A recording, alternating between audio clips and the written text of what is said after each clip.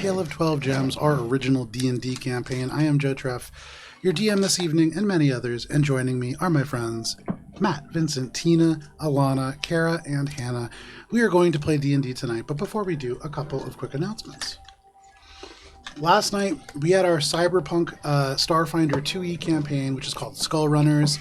A group of cyber criminals had their first chance at downtime. They started as mercenaries. They're already criminals. They're certainly already criminals. I mean, Wanted no fewer than 2 out of the 12 total systems that exist within this game.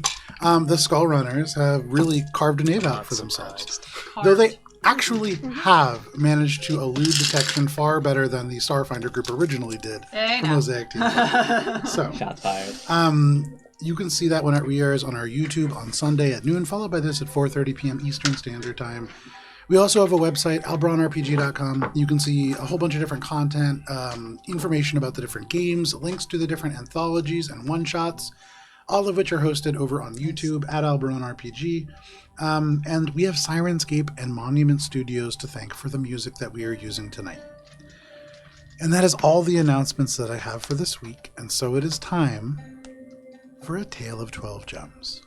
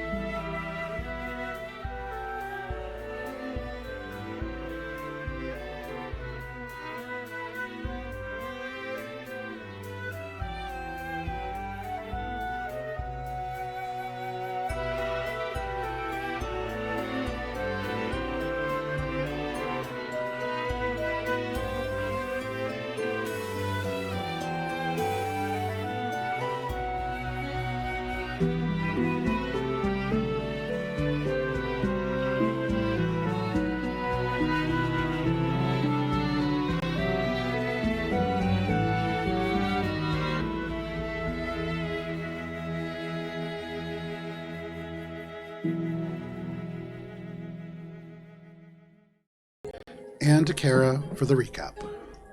Misfits. When last we played, karma struck, as indeed, not 5 minutes before when I made fun of Matt for not reading his spells. I, too, fell victim to the curse of not reading your spells. Karma actually happens at the end of life. Hey, man, it's still the same day, technically. As indeed, I cast sleep. Well, Nora cast sleep. And then realized that by doing so, I doomed 4 goblins to a death in a lake horror's maw as opposed to targeting the highest hit points first.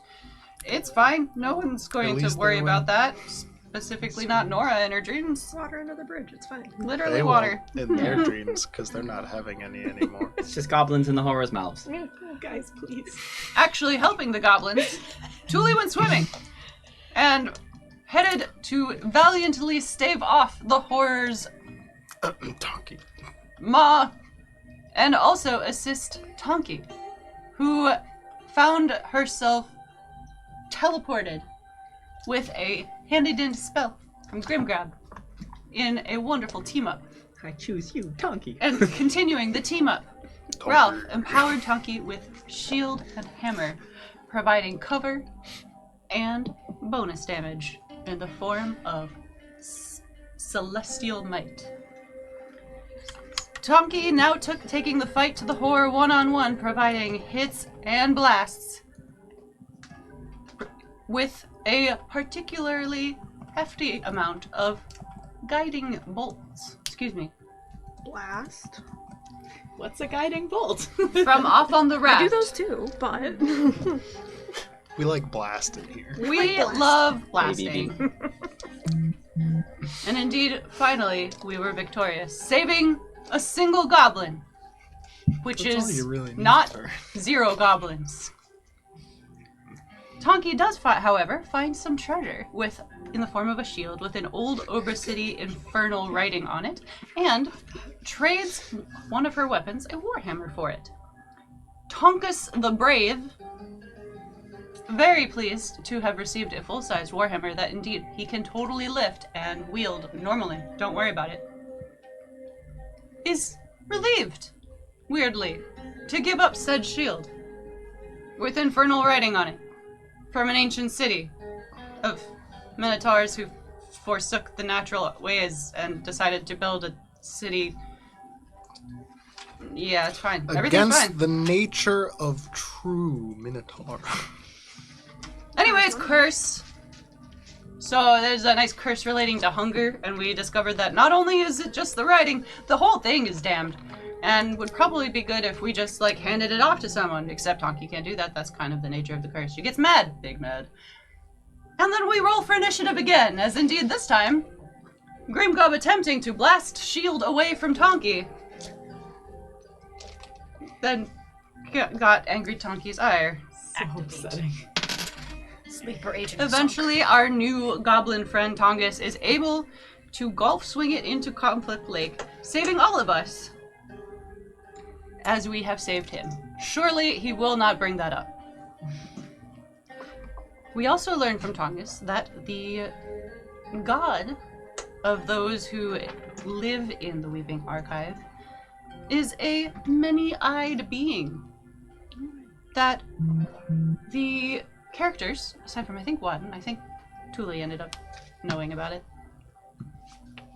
Well, yeah, that sounds like just a weird god. Probably not a real one, just a little god. It's fine. Certainly not a beholder. We don't know what those are. They're just not supposed to be real.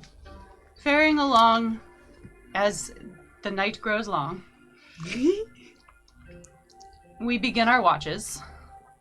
And during the watch, Tuuli begins to smell sulfur. And rather than what we ate for breakfast, it's the smell of the infernal undead. Perhaps a geyser? Oh no, it's just a minnows. But don't worry, we need to keep moving, because the captain does inform us there are indeed geysers ahead, and should we smell more of that, we're most likely in trouble, and now that we've woken him up, we should probably keep him awake, because none of us can steer a ship, and there are rapids up ahead. And so as we hope and pray that things continue along on second watch, Emmy also begins to smell the sulfur, and bubbles have appeared on the surface of the water. And in the middle of our third watch, before we can achieve a long rest, but Just thankfully before. a short rest has been achieved. Misfits, here's hoping we don't die today. Oh, but we might. Is it worth mentioning that we're wearing homemade things for Vincent's birthday? Otherwise, Alana's just sitting there with her head. It is This worth is my mentioning. normal garb. I don't know what you're talking about. So all of us We're here, homemade things. before we jump into this, what? I forgot that you already were gonna do a thing. That's okay. Excellent segue, Hannah. So before we kind of drop into some of the elements of what we're going to be doing today, we are celebrating Vincent's birthday. And in doing so, we are all wearing various elements that are, or we're all, I guess not wearing, all of us are bringing homemade elements to this game today. Some of us a little bit more obvious than others.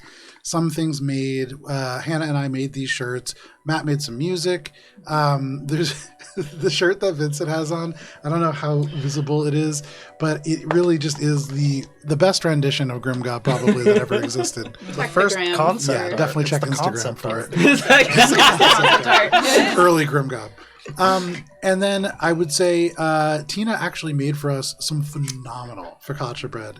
And having eaten a tremendous amount, enough that my tummy still hurts, I'm going to really good. award this handmade reroll to Tina, who's also making a whole human. So I feel like with those powers combined, that reroll must be used by the end of this evening. I made my sweater. It's not good. T-shirt. I'm like so jealous of my sweater. And with that, Misfits. Here in the sort of edge of the Lake of Conflict, with the darkness sort of drawn across, you can see elements, sort of the outlines of shapes for the stars that are behind you.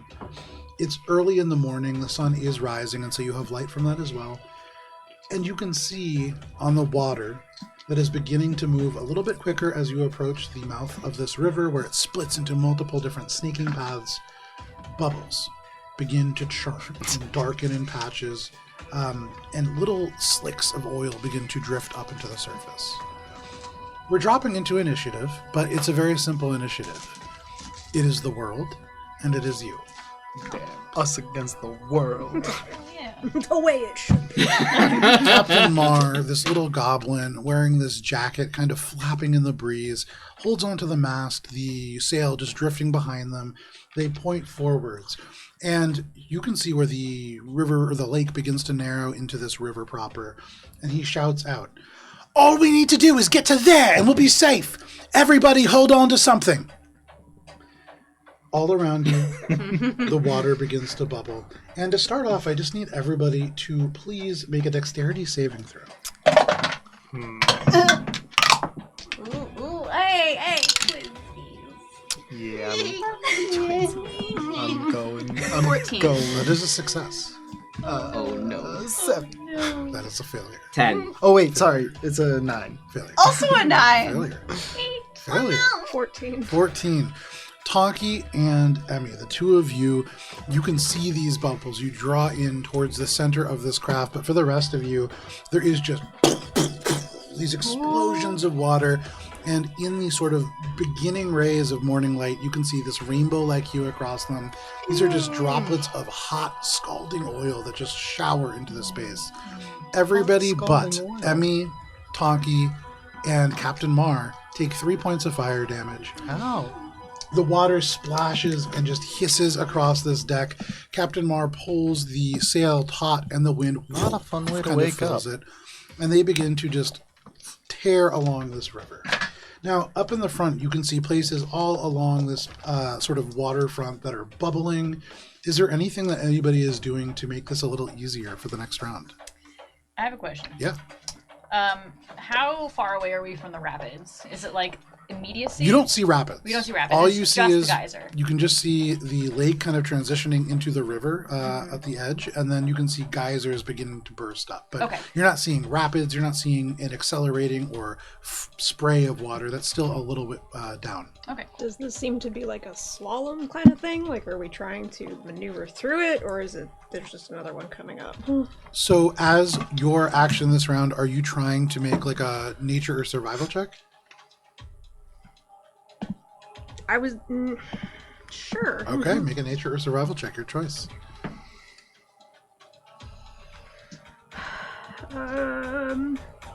Nature, because that gives me higher, 22. Okay, so as the water sprays all around you, you are recognizing that something deep below this part of the lake is bubbling up and just kind of erupting out along fissures on the bottom. With a good enough eye, you could probably see them and track them. There might be other ways in which you can kind of track the sort of course of these paths. It's not truly random, but these pockets of gas are bursting up, and so they can appear almost without warning and disappear very quickly. Are there any fish visible still? Make a perception check. Because my thought is there are probably some undercurrents beneath the surface, and the fish would be naturally able to avoid the bursts from Make a geysers. perception check. And so I would try to get their assistance if there are any. Absolutely. Make a perception check. And for you, Emmy, I would say, kind of taking this in, No fish. you imagine that you're You going want to have a big fish. little bit of an easier time for the second round. Not your whole party, just you for now. I would relay that information. Yeah, absolutely. That is one success. You're saying it's beginning of morning? It's 7 a.m. So there's think- sun. Just barely. Over Long the rest mountains that are interrupted, directly right? in front Yes. of you. Yes, if you are able to get like another hour of rest, you'll be able to complete your long rest. You don't have to restart it. If you survive.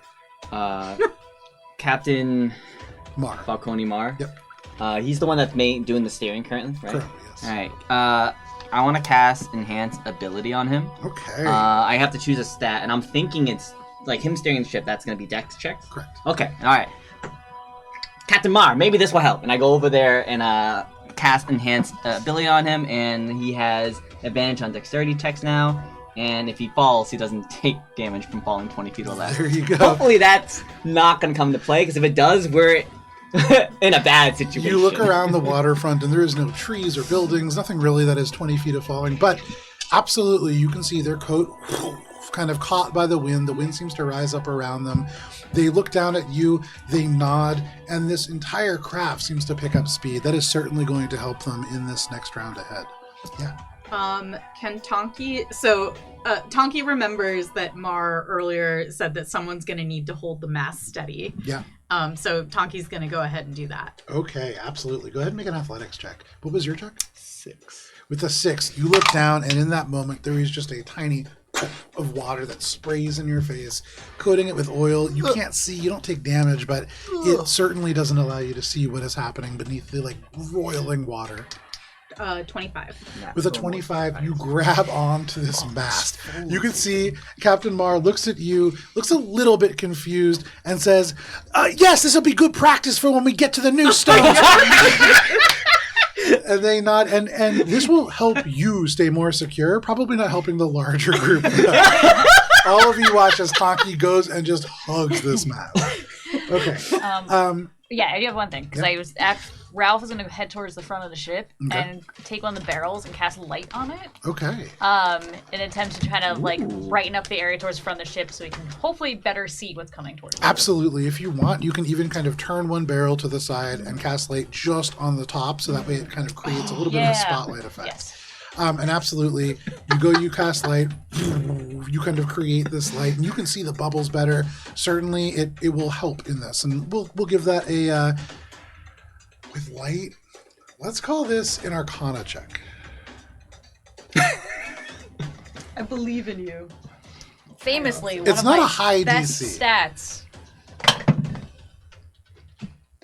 That's a natural one. Very nice. You shine this light and Right into his your high eyes. beams on in a foggy day. It is just this blinding wall of mist and steam and fog. Very hard to see. That is one failure. Yes.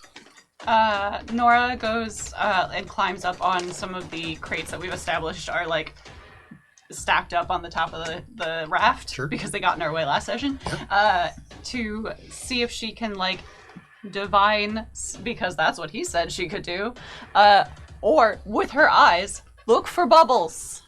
So which one of those do you want to do? Oh, divine. Okay. So go ahead and make an Arcana check.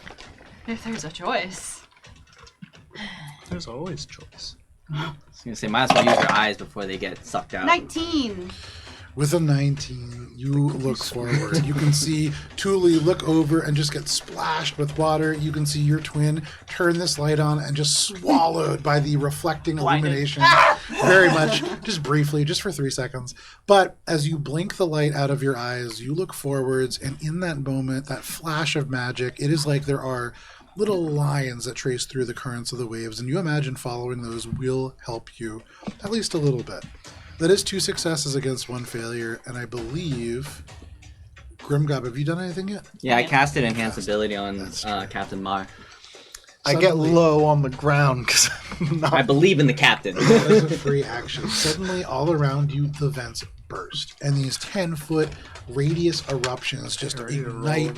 Can I get, from everybody but Tonki, a dexterity saving throw? Tonki, can I get a strength saving throw from you? Oh, much better die. That's better. Ooh. Okay. Hey. There we go. 5. Natural 1 for a total of 7. Okay. Oh, wait. I think I might be able to do something. Nora? Nora? What'd you get on your dex save? Oh, 18, sorry. 14. 14. 14. 14. 5. This is an attack roll ability. No, this is saving throw, Dex right? saving throw. 17 for me. 17. So the DC was 14. Many of you meets it, beats it. I believe 2 people failed, Grimgob and Tonki.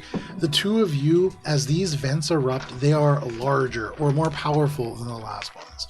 And as they explode into you, you got extraordinarily lucky, taking 2 points of fire damage and being knocked prone. which will make it significantly harder for this last round. But with the craft kind of carried along by the wind, with Tonki stabilizing the mast for good or ill, and with the help of these magical ley lines, and especially with enhanceability, Captain Mar steers this craft true. And you can see as now the last eruptions sort of die down, the oil slicks across this surface just catch up, leaving this wall of fire behind you, but then kind of following you along in your wake. This last stretch between you and the riverhead is just about escaping this fire, as it licks at the very end of this craft, though probably a good 5 to 10 feet back with the success of enhanceability. With this final round, is there anything that people want to do aside from just holding on? Sorry, it's just is the fire like, is it on fire or is it spewing? It's like currently crawling across the water, almost catching up to your craft. Oh, okay. I run to the back and I cast Thunder Wave to blast it back. Very, very nice. So you go into the back and you just stomp your tiny little foot down, and there is just and the fire just out, leaving this dark trail behind you. Lady nerd. There is still just bubbling water, but with that, all you have to do, escaping the fire, Misfits, you are out of initiative. Nice. Ahead of you, with this kind of fire just burning behind, you can now see there are actual trees kind of closing in over what is becoming the river once more. You are no longer just out in the open. There is no longer just the horizon in front of you. You can see mountains beyond the jungle. You can see where this river, the big sort of central river, splits into several other sections. And Captain Mar turns around to all of you, breathing a little bit heavy. First, they clasp a hand on you, Grimgob, and they say, "I don't know what you did, but it was helpful, and I like you already. So good work. The rest of you also pretty good. Not bad. Not bad at all. I don't know what you were doing." You said hold the mast steady. No, but I'm glad that you brought that up. Look, we're headed for the Noose Stones right now, and we're going to get there in about 20 minutes. So get whatever rest you need, and then once we're through this incredibly dangerous part of the journey, there will be a chance for you to finish your rest. Ooh. So Keep that. is this the part where me hold the mast? He nods very, very quickly, and he says, "So to review, before we get there, one of you has to hold the line. That's going to be you, I imagine. Okay. Just keep this steady. Make sure that it doesn't snap. The mast snaps all the time going through the Noose Stones, and that's going to give us a day of a delay. And we can't really afford that. We also need to make sure that we just keep moving. It's helpful if we have some sort of rhythm to move along to. So if one of you knows how to play any music, that might be helpful. And then, honestly, for some of you who seem a little bit less skilled in the ways of a riverfarer, you might just want to pray for us or offer some kind of divine intervention if you can. I imagine that, one of you might be able to read the water a little bit. You started doing that. I saw those magical ley lines. And then at least, Like, wait, what? at least one of you needs to secure the cargo, or else we're going to lose more, and we really can't afford that at this Somebody's point. gonna start securing the cargo. I will help with securing the cargo. Tonki will help until it's time to do what he told her to do. Okay, so Nora's gonna stay up high. I'm gonna look for more fish I'm- to see I'm- if they can. Maybe we should one secure second. the So Nora. Ralph and Emmy are going to be securing the cargo. Tonki would like to help with her magic rope. Maybe there's some way that will be useful. Okay. You can cut it and then put it back together. Anybody else going to take on any of these jobs once you actually get there? Yeah. Actually, that's good. That's a really good idea, because then you could just, instead of having to tie, like, if you cut and put together, it's just, like, the Oh, best knot. It won't Yeah. It won't come undone. But like you still have to tie it to the thing. You can make like an infinite loop. Yeah, you could just make a loop around, like a circle around Can stuff you instead. mend one end to another end, or is it? That's what the rope does. Yeah, Oh, it's a okay. magical rope. It Gotcha. joins when you use that that word. So certainly you can, yeah. It's a great Bravo. idea. Does Tuuli carry any instruments? Ralph, Emmy, and Tonki are working on securing the cargo. I would like to see if I can find any fish that can help with the keeping things moving. With a little bit more time, not quite as urgent, go ahead and make a nature check. And what was the other thing that I was just doing? Oh, looking up what instruments I physically have. Right. Nature is a 17. Sorry, 14. 17. 14. Okay. I missed. So we'll get back to that in a moment. That is Tuuli, Ralph, Emmy, and Tonki. Nora and Grimgut, what are you doing? Nora's securing herself. Okay, you're securing yourself. How are you doing that? Damn. Could I have some of your rope? You know, the one we cut a little bit earlier? Oh, yeah. I bought new ones, so here. Oh, well, that works. A viol. You take the rope and you just tie yourself as much as you can. Go ahead and I would say make a sleight of hand check for that. Oh, that's not good. Grimgut? Hey, Captain Mar. That's fine. If the ship starts to, capsize, would it be helpful to just keep it upright with magic? Yeah, no, I imagine it would be. Wouldn't be helpful. Okay. I don't know, maybe it's supposed to capsize. I've never been... It's not supposed to Stones? capsize, and if we capsize, we have to rebuild the whole thing. No, not capsize, but, like, lean. We'll steal one. But neither here nor there. We're not going down. We've got Tonki on the sails. We've got the rest of you just sort of, I guess, tying things together. And, I mean, how could we go wrong? They look over at Tuuli, who's just like kneeling down, just staring down into the water. I would say he just sort of nods and goes, "Well, I suppose that's helpful too then." Yes. I do have a question. Yeah. First question is, once rope tying is done, Sure. Ralph will... Is there a spot where Ralph can position herself near the captain to be within touching range? Yeah, absolutely. Okay, awesome. So, I don't know how helpful this will be, but she's going to wait until she starts to see the captain panic. Okay. And then if he starts to look like he's starting to panic, she's going to cast heroism on him. Very nice. Okay. So we're gonna put Ralph right I'll there prepare to cast for the buff roll. on him. Grimgut. Does that negate? You are positioning yourself ready to kind of like adjust the density of this boat to keep it afloat? Yeah, like, if I see, like, one side start to, Just need to be frightened. start to, like, list left or right, I'm gonna, like, choose crates or barrels on that side to double their weight, so that they will hopefully, the weight will keep us steady and not capsize. Not Absolutely. crates and barrels? Crates So and you barrels. all take your positions. As the river begins to go faster and faster, you can all hear in front of you the sounds of some kind of like, it almost sounds like a waterfall. And as you round a bend, you can see in front of you there are just jagged stones, and the river begins to kind of almost take like a downward trajectory, as if it is like stairs of stone that the water runs along. There are places where it splits apart. There are places where branches and whole trees have fallen to block the path. But directly in front of you, immediately ahead, there are just jagged stones that, if left unattended, will almost certainly tear at the hull. With all of you in position, and especially with Tonki's rope, you do not need to worry at the moment about your cargo until additional damage occurs. You can see Captain Fulmagoni looks at these stones, turns, and says, "Somebody do something! We need to take out at least one of these big rocks!" And they point forwards. There are 3 that look almost like talons trying to claw at the boat. Is there anybody doing anything about these rocks?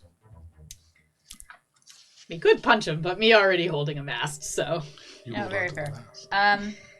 Let me see. Can I do? They're just like regular rocks. Yeah. They're big. God damn it. Not big. How rocks big? In our way. They rise up about 4 feet out of the water in places. That's so they're a like these huge rock. gigantic, almost like these like clawed fingers going towards the craft, and they're coming quick. Okay. As the river takes you forwards and forwards, are you doing anything? Guiding blast, I guess. Guiding blast. Okay, make an attack roll against these massive hunks of stone. Captain Mar says, "Everybody hang on, we're hitting them hard!" 22. And 22, you throw this guiding blast, roll damage for that. Can I? 9. Okay, with 9 points of damage, there is just this just chunk of stone, almost the size of you, Grimgob, just blasted off of this thing. Part of that rock falls a little bit into the water, but you can see not totally broken. Can I also cast a spell at it? Yes, Firebolt? you can. Yes, you can. Is there enough time for me to repeat the shot? No, everybody's getting an action before this happens. Does a 13 hit? 13 does hit. Roll damage. 8. With 8 points of damage, you throw this little firebolt in the wake of this much larger luminous flame. But that is exactly what you needed. You hit the spine of rock that connects it, and there is just this loud crack that just ripples through the river as this big piece of stone and falls into the lake. There is a huge splash, and all of you kind of cling as it rocks the boat, but you sail through these teeth of rock. Was it about camping? Leave no trace. As you pass by these stones, suddenly the different sections of this raft begin to rattle and shake, and Dr. Doctor. He just finished PhD in life. at 7 p.m. He actually got his degree. All of a sudden, Captain Mar just shouts out, "There's a cross-current pull! Somebody grab on!" And they point over at like Tuuli, who is like bending over the very front of this boat looking for fish. Tuuli, make a dexterity saving throw. I would say Nora kind of make a dexterity saving throw at advantage as you are a little bit more secure. I was gonna play the music once, like we were actually in it. I would have stopped, like sticking my head in. Excellent. looking for Still, fish. I'll make the dex save. Yeah, and then we'll go ahead and we'll give you a. I was waiting to see performance if we check as well. found any fish. No, with the previous check, still no fish. 17. 17. Mine's also 17. Very nice. There is this rock, as it is like these separate currents pull between the different stones, pull this sort of conglomeration of multiple rafts in different directions all at once. You can hear the rope pull taut, but it does not snap. For Tongi's rope securing the cargo, nothing is shaken loose. And with the two of you kind of grabbing onto elements of the raft, nobody spills out and into the river. And as you kind of crest this rise, the entire raft rises like a foot off the lake and then slams down into the water. Water rolls across the deck. With the successes that you all have, there is no problem from this wave. No damage has occurred yet to the craft. And so the final round, you can see, actually, for you, Tuuli, make a performance check. You're playing music? Fish? Yeah. The fish 20. finally put. With a natural Oh. 20, finally, you're using what, like an ocarina? I have a viol. Viol. You take this viol. For the most of this time, it has been just soaked with water. You've been shaking it out, and finally, as you strike it, you get true sound out of this. This type of bowing. Absolutely, yeah, very much through. It bounces off the stones, it bounces off the water. Every time that you kind of drag to the side, you pluck the strings a little bit harder, and you are able to keep Captain Mar on track. Yeah. And especially with that natural Keep him 20, focused with that music. you make your way through the Noose Stones with no trouble. And there was a tremendous amount of trouble to be had. We did it. At Truthfully, least it wasn't conflict, am I truthfully, right? you made your way through.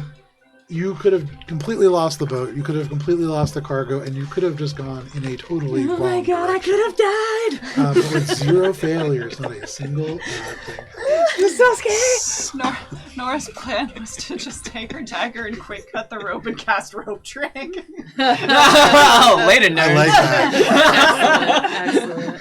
Oh man. Okay. So after the chaos down of with the these ship. new stones dies down, you can hear the sounds of the rapids dying behind you. And around you now in the early morning air, you can hear the sounds of insects kind of beginning to rise up again. You can hear the croaking of amphibians.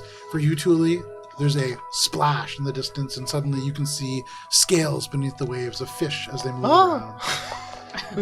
It strikes you that the rapids probably not the place to look for fish. They probably don't spend a tremendous amount of time there. Before the There probably is like catfish and stuff kind of suctioned onto some of those stones, but here there's a lot more life. The water slows down too. As you hear the amphibians kind of reverberating through the low and narrow banks of this river, you drift into a slightly softer world. The channels all around you kind of begin to break up, and where at first there are true banks along this river, there are drifting bits of moss and peat and loam. There are entire islands of just pale green algae that drift by you, and these little networks of rivers and rivulets spread out into mazes of channels that wind through the moss-choked ground here. And as you move through here, the trees kind of casting shadows in the early morning light, growing closer together, the gnarled trunks rising out of the water, many of their roots kind of rising just a little bit out of the water to disappear like fingers.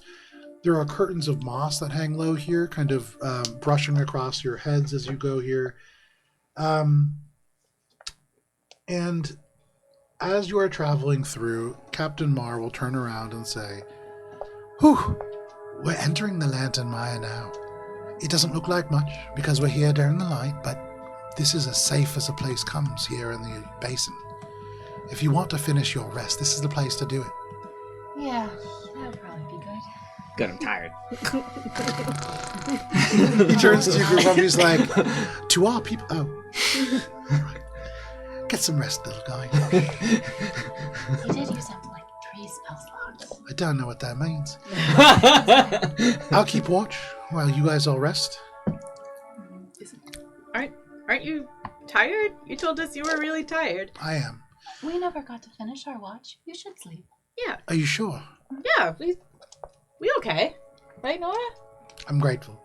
It will only be a few more hours and we'll be ready to go. And he Are goes... these trees deciduous? Oh. Because that be word of the day. Oh, me, Kellen. But you used it correctly. Oh, think. Good job. You certainly did. I would say, Tonki, make a nature check. What's the name of this tree in Goblin, though? Is it a deciduous tree? We have no idea. Nature check. Let's see. 12 on the die, but -2, so 10. 10. It may or may not be a deciduous tree, hard to tell. Me just glad we know the word now. So are all of you completing your long rest, or just the twins keeping watch? Oh, No, it's us. Gotcha. Yes, please. I I'm will flattered lay down. that you think my muscular structure fits that, though. There you go. So You get there Tonki one and day. Nora. The two of you keep watch. And as the hour or so progresses here in the Lantern Mire, you do sort of see, kind of drifting through the sunbeams in the pockets of darkness, there are almost like these slightly larger than what would be considered fireflies, little almost Christmas light sized insects that just blink in the light here. And you imagine that at night, this is a very pretty place. During the day, it's sort of just more swamp. But it is relatively peaceful here. And can the two of you make perception checks?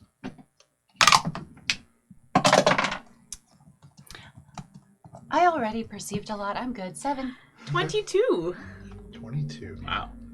With a 7, all that you perceive Is Tonki. but Tonki, you perceive everything else. You can see that through these trees, this sort of glowing orb, it's a very peculiar looking insect, almost like a firefly, but much larger, almost like maybe Grimgob's fist, not yours. They pulse with this soft bioluminescence, and to an untrained eye, it almost looks like lanterns in the distance. So there are a few times where you're kind of taken off guard. But after a little bit, maybe after the first hour, you recognize, Tonki, that they've formed almost like a circle around you. And it doesn't feel dangerous. There's many times where this would be pretty ominous, but there is peace in this kind of small circle, and it almost feels protective. Make an insight check, Tonki. Advantage on those. Natural 20. Hell yeah. Ooh. So This seems insightful. important. Give me just 1 second. Oh, love that.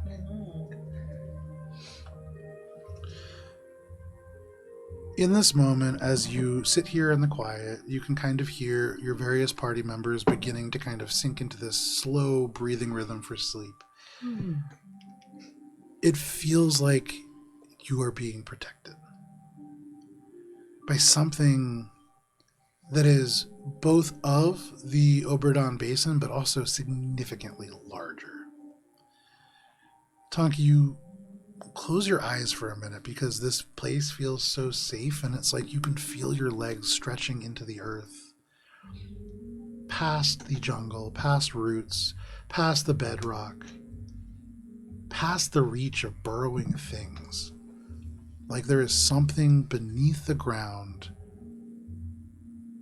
that wants you here. And you feel like this is a safe place, but you also are aware, Tonki, that there is something powerful that is aware of you. Is there anything that you're doing with that? Yeah. Tonki's gonna turn to Nora and be like, "Hey, Nora. Yeah. When you see something that's not there, like you get your vision or your dream, how how you figure out what's going on there?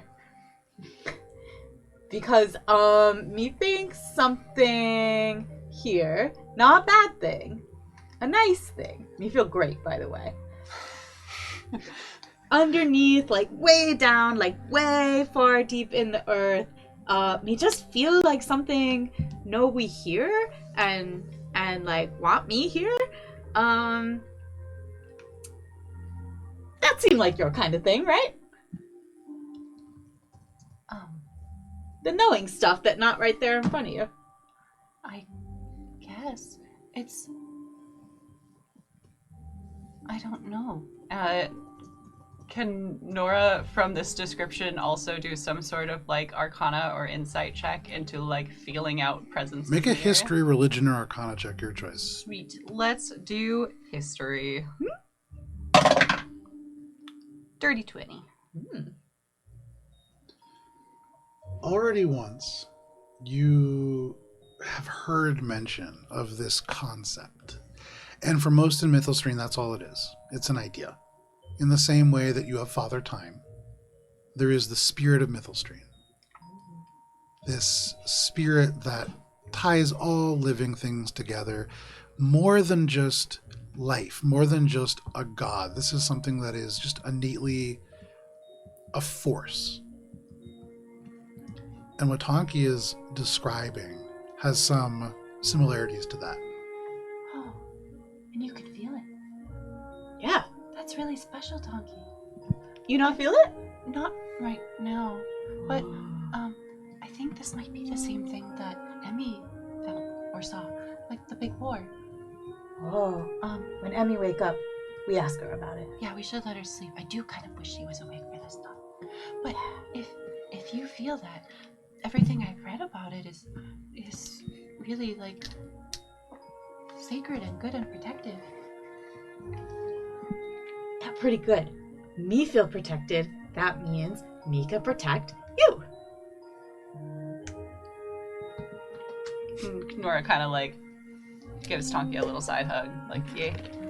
Tonki very gingerly returns what she's learned over the years. Nora's breakable. Most people breakable, Nora. It not your fault. Are we like closer to the like? Have our friends succeeded in a long rest that we could maybe wake them up, or should we wait, Joe? Keeper of time. What the fuck? It's 7:59! Of the next 2 hours, you can all mark off a long rest. Woo! With the two of you staying here within this space, there is something that is almost healing here. You can also mark off a long rest.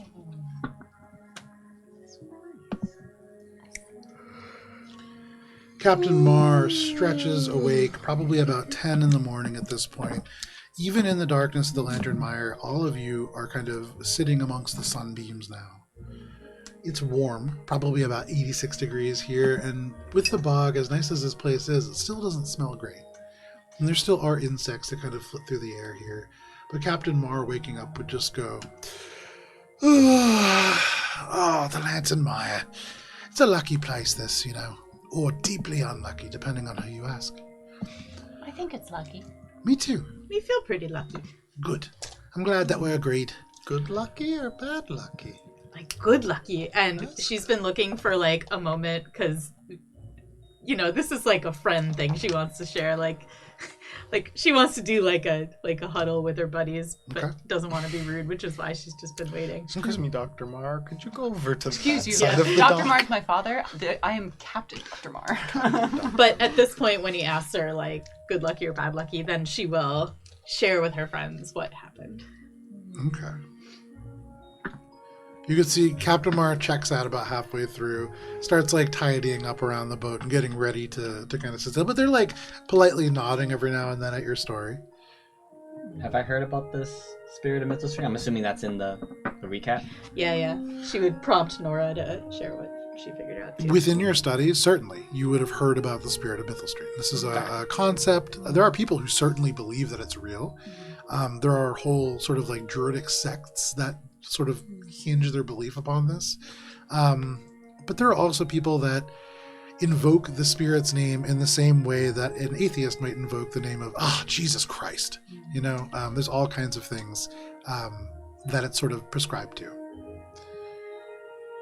Me never really thought about religion much, but me pretty sure me a believer now. Well, Captain Marr says, well, it's good. It's a good thing that you're a believer. Maybe that would help us out. We do need to go and meet some of my old friends.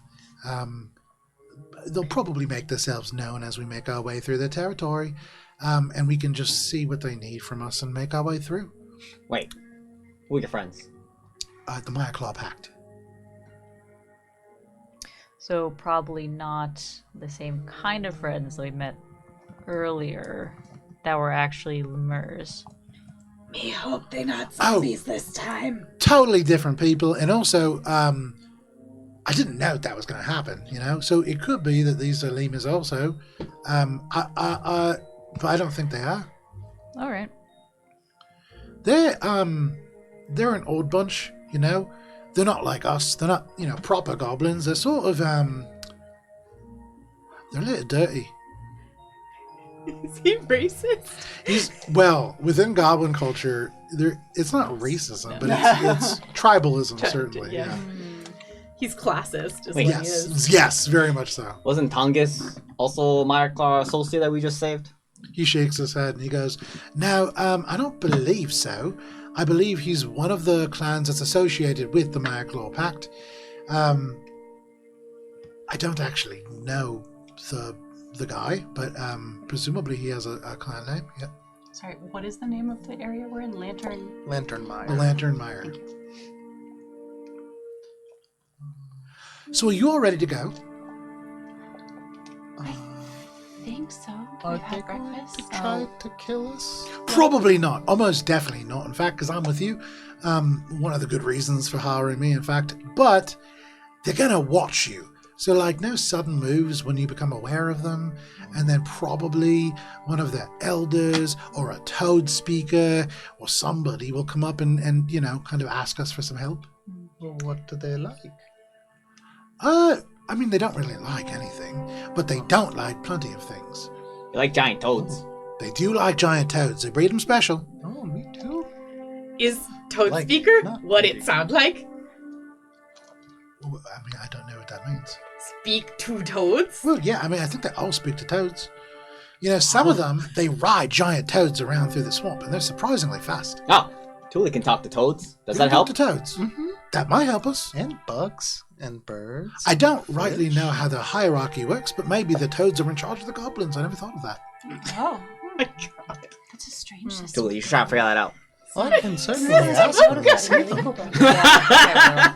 Yeah, okay, Tonki, do you want your rope back now, or do you want to wait until later? Hey, Capomar. You think we gonna I'm run coming into? up in the world. You think we gonna run into more rapids? We gotta keep stuff tied down, or? No, I don't think so. As long as we're sticking on this main track, we should be through the worst of the sort of environmental hazards. Now, aside from like swamp gas and things of that nature, it's mostly slow moving through the rest of the river. Okay, me gonna take me rope back. You never know what we might need. that toad-based government. Is that thing I heard of? Totalitarianism? Oh boy. What? Oh man. No. Me not understand that joke, but me know it was bad. Totalitarianism. Wow. Totalitarianism. Wow. So you cause psychic damage to your whole. You're not even a Jump off dad. It's the worst kind of joke. It is. Uncle joke. So Captain Mar would begin to pull up the anchor and set the process of moving again. And he would say, "Oh, and I think that you speak Toad is great, but just be really nice to the toads. Don't step on one or something. They're pretty big. You can't really step on them, but you mostly. Well, if you ride on them, aren't you supposed to step on them? Well, no, you sit very gently, but also we're much smaller than all of you. Oh, that's a good point. Yeah. So just be mindful of the toads, and let's get moving." We gonna be No, how do you ride careful. horses? Do you stand on them? I don't know how one rides toads. They have Flashback to Nora just In fairness, panicking, standing atop two horses, running forward. yeah, people do that. I know. That is a method. It's not really stepping on them in the connotations There are of stories that. of dragon riders. How do you think they ride dragons? They don't just sit on their back. That's a very big back. The water thickens as you push deeper into the basin, and what was once a wide open lake becomes much more narrow and constricting. These channels kind of wind here and there. The barge doesn't really glide as much as it presses through the water. The algae kind of begins to clump up at the front, and every now and then Captain Mar has to kind of just grumbling go to the front and just peel hunks of it away to allow for you to continue along. Can everybody make a perception check, please? You can hear frogs calling from somewhere else.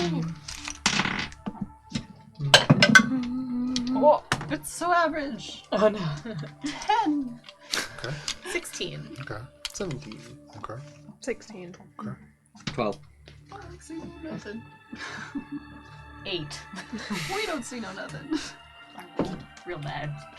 You pass through this river, and as the current grows slower still, you can see the surface of this space almost looks like mud for the algae that has grown in. There are huge lily pads here, some of them almost as wide as your raft. And that makes it kind of a slog to get through this place as well. There are ripples here. You see lily pads kind of dipping under sudden bits of weight, maybe insects or toads that you are not hearing kind of slip off and into the water. But slowly, as you kind of make your way for an hour and then another, there is just a moment where shapes begin to take place all around you. Rising out of the river like sculptures born of mud that slough away to reveal goblins standing atop the broad back of massive swamp toads. You can see maybe 5 or 6 of these individuals. And as the mud drips away, all of them holding these bows, raised, but not ready. At their center, kind of in the front of this place, just appearing on a lily pad, you can see a figure draped in moss and bone. Almost like a cloak, like a ghillie suit of moss with little bits of bone kind of woven into them. They have a staff in their hand. You can see as they open their eyes, through the darkness of the hood, you just see this reflection of green like a cat's eyes. And they seem to just be assessing all of you. But as we figure out whether you measure up or not, because it is 8 o'clock, this is where we're going to step away for a quick break. And then we will come back, apparently, to speak with toads. So there will be a countdown on your screen. We will be back at the end of it. We'll see you then. Oh, close.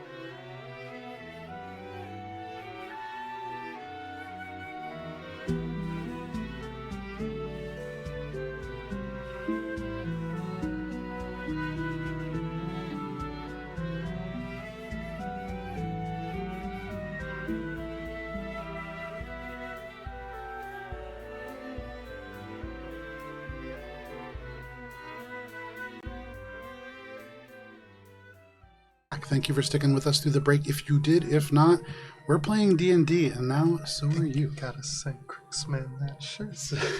So, all around you, there are goblins that have risen up and out of the mud and algae, standing on top of these broad-backed toads, each toad larger than the goblin itself. And in front of all of you now, as Doctor, God, I don't know why I keep calling him Doctor. It's amazing. Doctor Keep doing it. Reverend Doctor Captain Forgo. Oh God. Esquire. Captain Marr slows the ship. You can hear the sail kind of go slack. You can kind of hear the wood creak as the momentum stops. And you draw to a stop maybe 10 feet away from this gigantic lily pad and the goblin that stands upon it. And there is a long silence, and I would say, Grimgob, you're a goblin. Yeah. Both you and Tonki, having been raised by goblins, know that he is sizing you up right now.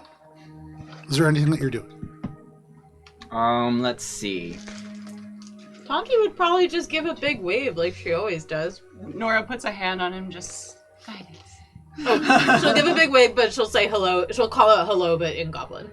Okay, so you just give a big wave. You call out hello in Goblin. I cast Mage Armor, and I just try to stand up taller. You cast Mage Armor. You try to stand up taller.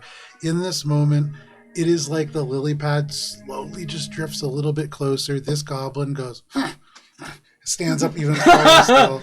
Make a intimidation check, Grim Gob. Can I be helping him have by guidance. actually being physically And make it intimidating? at advantage for Tonki being the one really doing most of the work. What you don't know, Joe, is I'm proficient in intimidation. Probably does know that. Ah, but are you an expert? Oh, it's advantage, you said? That's an advantage.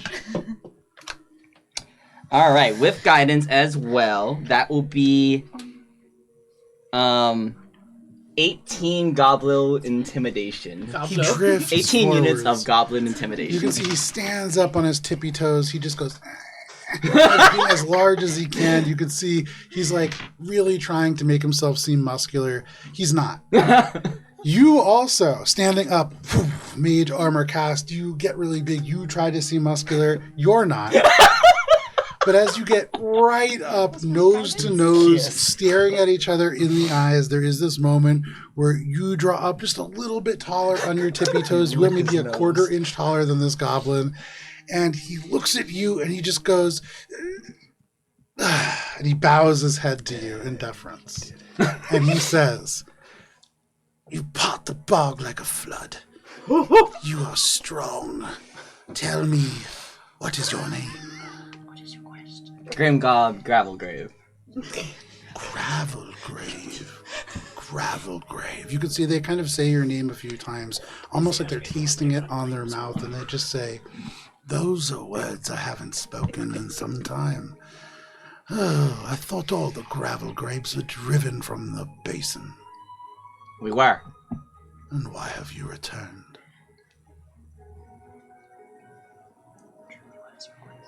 To find something. They look at you and they say, "So you are a hero then, huh?"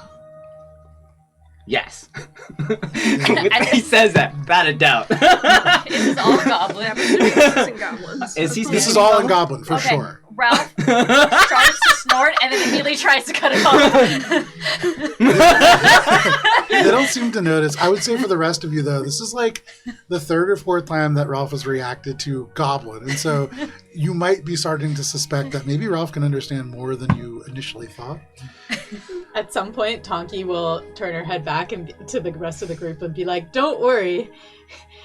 You think that Grimmy is a hero." You say this. Everyone in the basin will know my name one day. Whoa. He looks at you, and his eyes flash again with that almost cat-like reflection, and he says, "Then maybe our meeting is fate, young Gravelgrave. We are dying, the Mireclaw, and we need help. A rare and mystical plant lies to the west, in the shallows of the Sweet Bog. Do you know it?" Do I know it? Make a nature check at advantage. Oh. As this regards the Alberon Basin. Let's see. All right. Only a goblin hero would know this. 21. With a 21, the Sweet Bog is a place of legend. And it's not one that many goblins have seen, for it is covetously guarded by the Bogwash clan, which is a smaller clan who are most known for their bog rum brewing. Is this the clan that, in the bog with the myconids? It would make sense, yes. Okay, all right.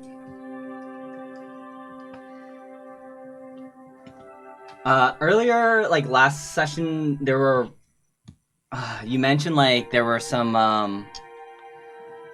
goblins that hadn't been seen in a while. Was that the Bogwash clan, or is that another clan? You didn't get the name. But it was the clan that had primarily run that swamp rum. Misfits. In the bubbling bog. Yes. Okay. I'll trust something. The sweet bog is within the bubbling bog, yes. That we just passed. You're still technically like along the edges of it. Still, actually, I don't think you've even technically passed it yet.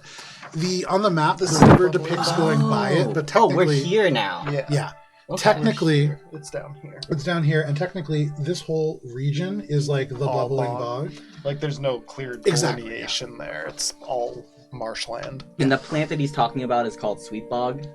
No, sweet bog is the region, like the specific little section of. Of the It's like bog. a 200-foot wide section of this area that has been sort of fabled to be like really clean. It's supposed to smell really nice, and that's where it gets its name. And it's a section of the bubbling bog? Correct. Okay. Allegedly. And he asked me about a plant, right? Yes, he did. And what do I know about the plant? All he said was a rare and mystical plant lies to the west in the shallows of the sweet bog. Ah, yeah, the sweet bog. That's guarded by the bogwash clan, right? Bah! The bastard of the bogwashes, Bislinus Bogwash, born of Marlagar Bogwash, and that slimy son of a Cabranja. Long may she reign in the rain. But he sold us bogrum at wild prices for most of his life. Strange practices, too. I didn't care for them. But The machinids? yes, I can't say that I minded the effects. Either way, they've gone quiet, and good riddance to them. They guarded the sweet bog very closely.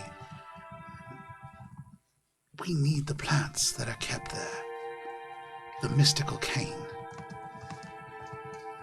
If you can get us whole and living plants, I shall grant you the Myaclaw Mark of Passage, and we will help you traverse this river and find what you seek. What do you seek? Can I insight check that last? Absolutely. Taking a lot of effort. I believe that is a total of 14. Let me just double check. Oh, 16. 16. With a 16, they haven't said anything that feels like a lie. Everything seems pretty genuine. When you look at them, kind of like now gripping onto Grimm's like little tiny robes, they're like earnestly like speaking to them, begging them to capture this sweet cane. There's nothing that feels false about that. Okay. As a follow-up question, does Raul suspect sweet cane is a drug of some kind? With that insight check, not in the traditional sense. Okay. Probably though. But there is something that, so when you think about like drugs and addiction, there's Yeah. maybe something there, Okay. but it's not a drug in the typical sense. Okay. Make a nature check, bro. Ooh. Oh, much better than any other roll I've had tonight. Excellent. With plus 0, 17. In Alberon, there are substances that will alter the way that you perceive the world.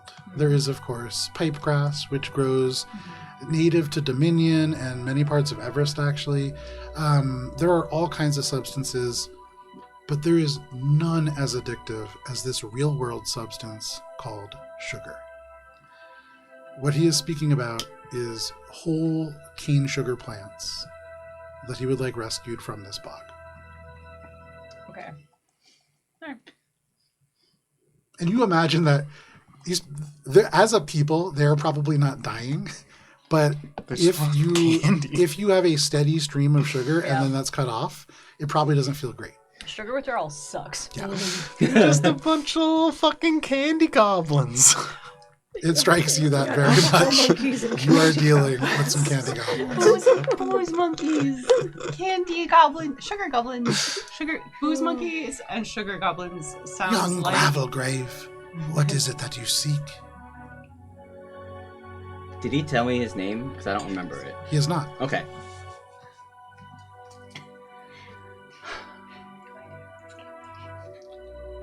Let me talk about this with the others. What is your name? They bow slightly to you and they say, I have the privilege of being a member of the Myaclaw clan. You may call me Malcrinch. M-A-L? Malcrinch. Great name. Malcrinch. Malcrinch of the Mireclaw. Give me a second while I talk with these others. They nod to you and they say, in the company of such an esteemed leader, we will give you this measure of trust. But do not betray us, and do not steal from us, and do not harm our toads. And they We would never. draw back. Alright, But so... like the lily pad kind of slightly back, the toad riders all give you space. They're all still very much there. Maybe like 15, 20 feet away from where you are. We simply wish to speak with your toads. So I'll circle back with the group. Okay. And... I'll be good. Alright. So... Captain Mar, you said they would ask us for something? Yeah, no. I mean, I imagine that whenever you say what it is that you're looking for, they're going to give you some sort of a counter. I mean, I think they just want you to take some plants. What do you mean by counter? I mean, they're going to tell you where to go and get these plants and what exactly they want. Oh yeah, they want the mystical cane from the sweet bog. Oh, that's pretty large. It grows up to be almost 10 feet tall. They just need a live... They said they need a live specimen of the sweet bog, right, Joe? That's what they said? That's what they said, yes. Yeah, so I say that. Well, we have a large donkey. Who Hello. is similarly sized. And they said that if we get that for them, then they'll ensure our passage and help us find what we're looking for. So we just have to pick some plants. That'll be okay. The plants are in the sweet bog, which is a section of the bubbling bog, which he points to on the map. Oh. And that's where the Bogwash clan, the clan that brews the Myconid genocide rum. Well, it's called bog rum. Also, are you not concerned about the bog washers? Well, We'll probably have to fight them if we go for this, right? Well, I don't know if they'll be there. I mean, I think they've gone missing largely, but you just want to be careful about traps if we're going to go there. Yeah, what he said. Oh. Well, What kind of traps? Swamp traps, I suppose. Snares and things like that. Well, if they went missing, wouldn't someone take over if it was such a valuable area? That's a good point. I never really thought of that. But if they went missing, it's probably for a reason. I thought you said the verdant coil was active in that area. They are. Well, that might be why they went missing, in which case, if they just stare at you really hard, I don't think they're brewing rum. Distilling rum? Distilling rum. Well, then we just sneak in. Take it. Does anybody know how to transfer sweet cane without killing the plant? Do I know? Make a nature check. Just Do I know from my previous nature check of 21? I would say with a 21, that tells you a lot about like what this is, how it looks. Transporting a living variant of it is pretty specific, like agriculture knowledge that probably doesn't really exist yet. 10. I'm making a nature check too. Sure. 13. Okay. None of you are precisely aware, but you do know that this is something that, because it grows in water, probably needs to be transported in some kind of a damp environment. well, if we just dig it up by the root. Yeah, just keep it in the water, like this. And he holds it as if he was holding, Is it in? Oh, it's in water. Shouldn't it also be in like soil or something? It'll probably Well. fine by the time it gets here. Plants live a while. Typically, I think they grow in wetter climates. But ultimately, they do have to be secured to some substrate. Well, either way, we do need their approval to pass through, don't we? Yeah. So we don't have much option. And we do need to get more booze, so this could just kill. I could still talk to the toads. Maybe they could help us instead. Me very much want you to talk to the toads. Hold on, I should ask them if it's okay first, because they might think you're attacking them. They are very... They've asked me not to betray them, so they're probably really on edge and think that we may just attack them. Words can hurt more than weapons. Also, this might be a good opportunity to figure out what happened to the Bogwash clan.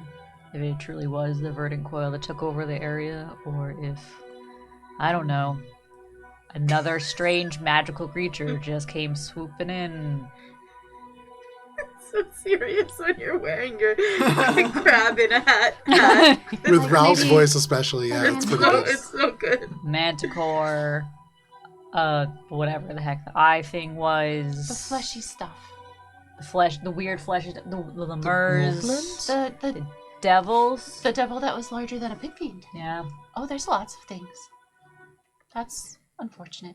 But my reading did say that it's 50% good and 50% bad. So maybe the bad is just a very large, fleshy thing that smells like farts. Okay, we'll just kill it then. That's not that big of a deal. But how do you equate that to 50% of good things?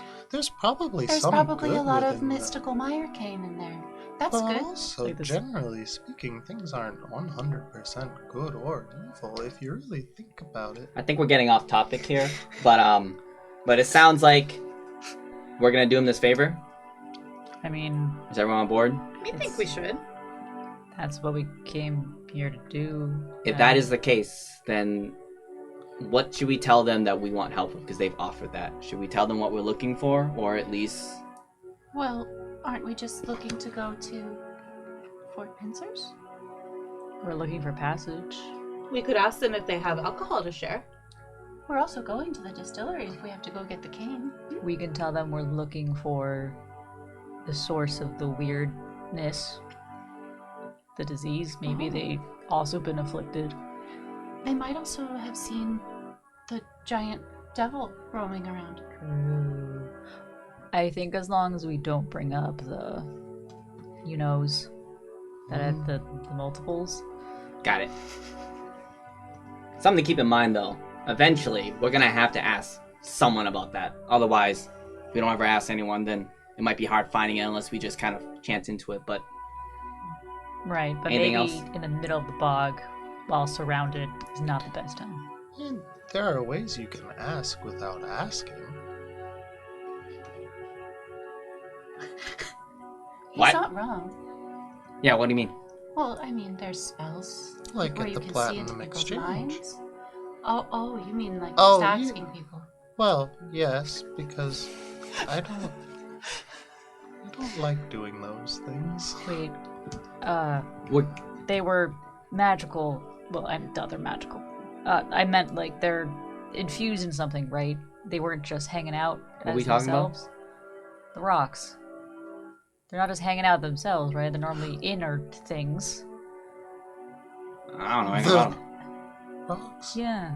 Well, Aren't they like normally associated with big events, big items? Yeah, we're not gonna know what they look like, but we need to. we still need to find out what the rest of the poem says, too. But like, if we come across, I don't know, someone like wait around the big magical scepter that everybody worships, maybe the big magical scepter has something to do with.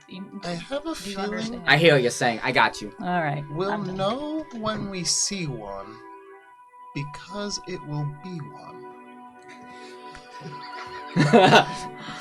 Hell yeah. Yes. You're not wrong. Malcrent. You can see the lily pad kind of drifts forwards again, and he steps off this tiny little goblin clad in this almost ghillie suit of moss. And he says, "Yes, you've had time to talk." Yes, thank you again for the grace. Can I talk to their toads? 1 second. We will help you. We'll get this mystical. It's called mystical cane. Is Vincent remember that right? Sweet cane. Mystical sweet cane, or is it just sweet cane? Mire claw sweet cane is what he said earlier. Okay. We will get this Mire Claw sweet cane for you. We'll need to know how to transport it, and what you know about this bubbling bog or sweet bog. But in a bit, But what we're looking for a powerful artifact. And also, we also come here. Keep on. Because we heard there was a sickness in these lands, and we want to help that. So it doesn't spread to the other areas. He nods a little Help the bit. sickness. A little bit sagely. Give me 1 second here. And one last thing. My friend back there wants to talk to your toad. Is that okay? He's a fellow Toadspeaker. Phenomenal. He seems really excited about it. So you say this. I want to pet your toads! Let me pet your toads! He says, They reacted. all right. Can I pet that dog? That was a lot of stuff. Sorry, Joe. There was a lot that he just said there. So first, Write you're this looking down. for a powerful artifact. Yeah. What sort? We don't know. We'll know it when we see it, because it will be one. You don't. He looks around and he says, in Goblin, he draws close and he goes, do you seek the Dirge Moon? How did you know? And then Ralph starts coughing. You all just, I assume, I kind of imagine that part. Or like the word is a Alright, cognate. I gotta Nobody say, hears it. I was this close to just saying Dirge Moon, but I wanted to talk about it with the party first. Nora's just like now like leaning over to Ralph, like, what is happening? Ah, He says, a wise leader you must be. How did you know? I am only a leader of these goblins. There are other goblins greater than me, of course, but I do what I can. And the Dirge Moon is a legend amongst goblins. Some of our tribes, anyways. Those that still have the knowledge from the war. You can't possibly mean to take it from the estate. That's where it must be, you know. You can hear it. If you can get close enough and put your ears to the earth, you can hear it singing.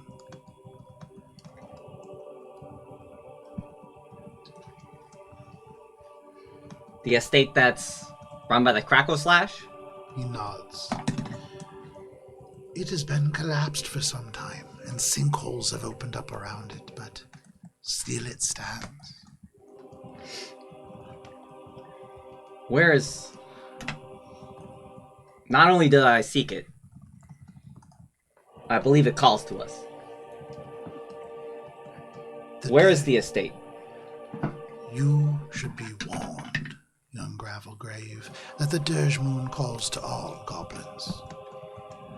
It draws us in, and it seeks to drown us, I believe. It rains always in the basin, and I think the Dirge Moon is connected. Be careful if you go there. Not many come back, and all who do bear the name Crackle Slash.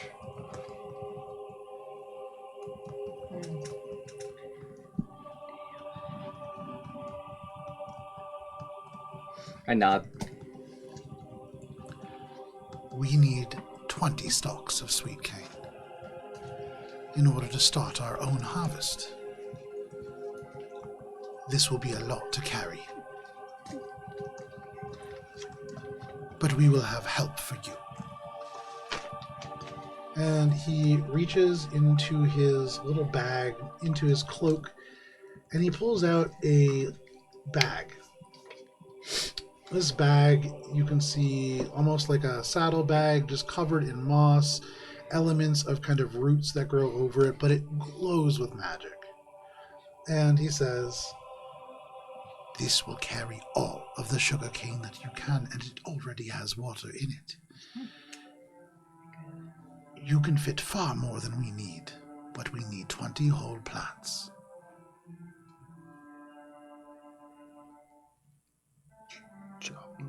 Do you know the way to the Sweet Bog?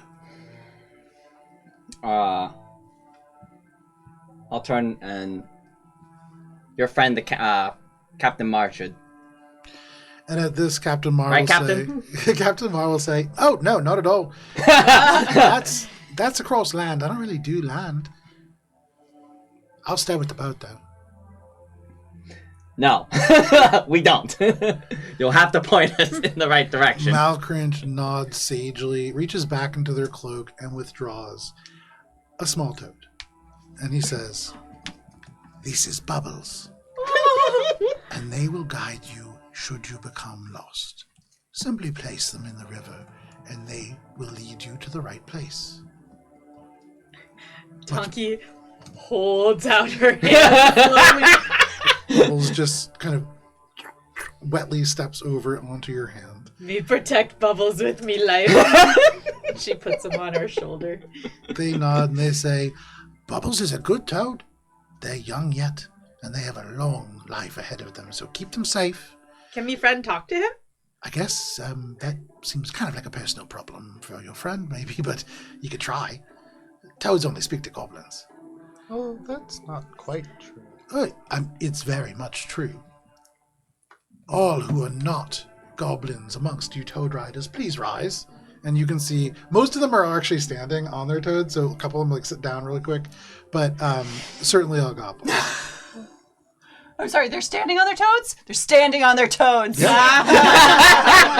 said stepping.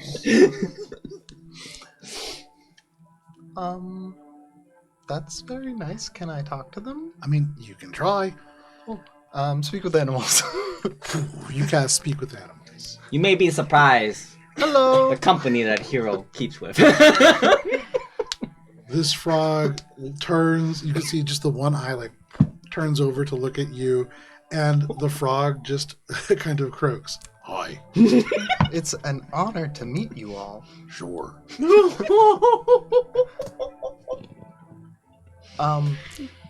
The goblins seem to think that they're the only ones that you would let ride?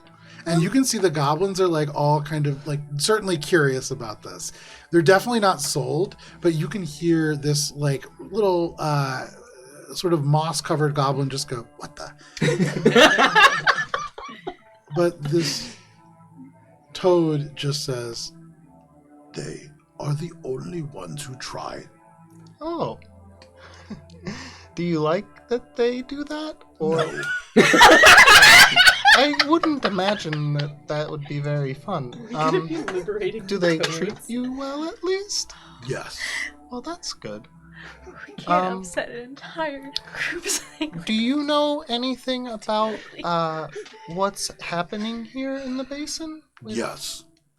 Oh, well, we're trying to help find the source of have you seen the dark gooey evil stuff? This toad on this kind of outstretched on this goblin's hand just kind of crawls up to the very front of this goblin's hand, and you can see the goblin is just like, "I've never seen this before in my life." And they get really close to you and they just go, "You got bugs?" Oh, not on me currently, I think. "Then you are the darkness." Oh, well, I can help get you bugs. "You are the light." And there's muttering going on now as these goblins all watch Tuuli speak to these toads to this group, kind of like sacred animals. And Tuuli just came in and just started talking to one. He's truly Well, my friends and I are going to try and stop a darkness. And if you want to help, I can probably help get you bugs on the way. "Yes. That's wonderful. Yes." I guess if your friends want to come along as well, they could, but I don't know if you need to ask. Well, do the goblins actually talk to you, or do they just think that they do? "The toad callers can. Oh, okay. The other ones try." Okay. Do you need to ask them for permission? Because some of my friends, they need permission to go places. And so if you do, you can ask them first, but if you want to come with us, you're welcome to. So, like, all of you, I've just kind of seen this toad just kind of breathing and blinking, and, like, Tuuli kind of, like, just sort of, like, moving. It's all paraverbals that are happening here. And then this toad just looks at you and just goes, you're the only one who ever hears the kind of vocalizations of this. It's not, like, ribbiting or anything. It just goes, watch this. And it just leaps from this goblin's hands onto your shoulder. And you can just hear behind you on these kind of, like, toad riders, there's just this, and just like awe that this is happening. That's and a in very Goblin, funny trick. Malcringe turns and says, "We've chosen right." He kind of straightens up again, and to you, Grimgob, he says, "I don't know who you are, but all of you, I believe that you can do this. We can steal some points. Travel down the river until you see a large tree that's fallen across the surface of the water. Climb the western bank, covered in roots and moss, and travel west until you find the Bony Cave. And then from the Bony Cave north until you reach Salamander Creek. Just on the other side, over a hill of mangrove trees, is the Sweet Bog. If you go more than 3 hours and you don't smell sugar, you've gone too far." Do you know how to get there? You talk to the frog? Yeah. Okay, I wasn't really listening to him. He said it in Goblin, so do you speak Goblin? No. Okay. That's why I wasn't listening. Anything else that folks are doing while this kind of conversation occurs in Goblin? Just petting the little toad, petting Bubbles. One last thing. Have you seen any recent sickness fall upon any of the wildlife here in the basin? There are illnesses that have popped up and spread, yes. But I think that's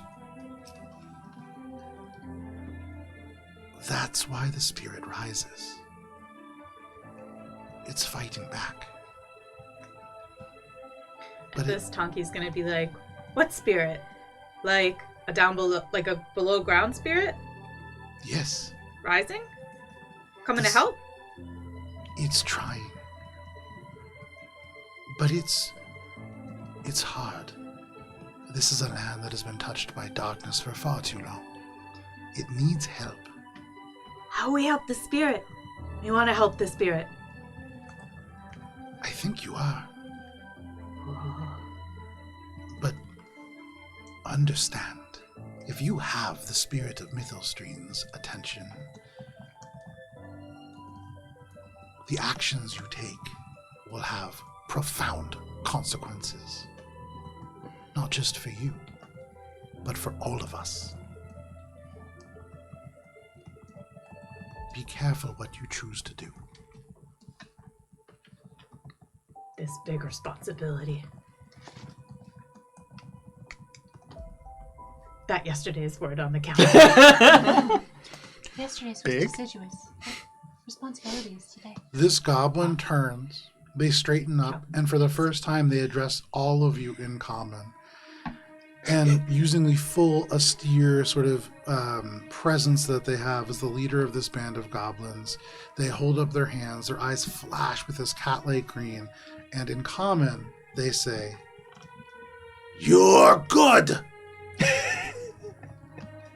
You they too! slowly turn and kind of step off and into the mud and just Thank you. and just disappears. A couple of these toad riders give these little goblin salutes to Tuuli, and then also just sink into the mud.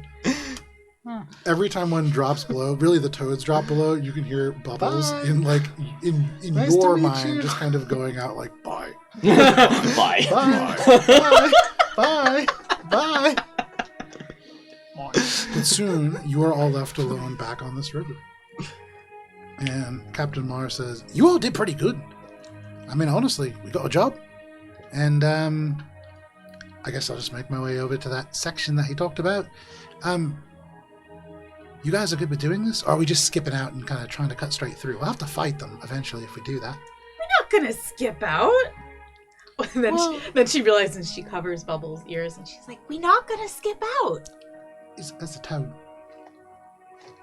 Okay.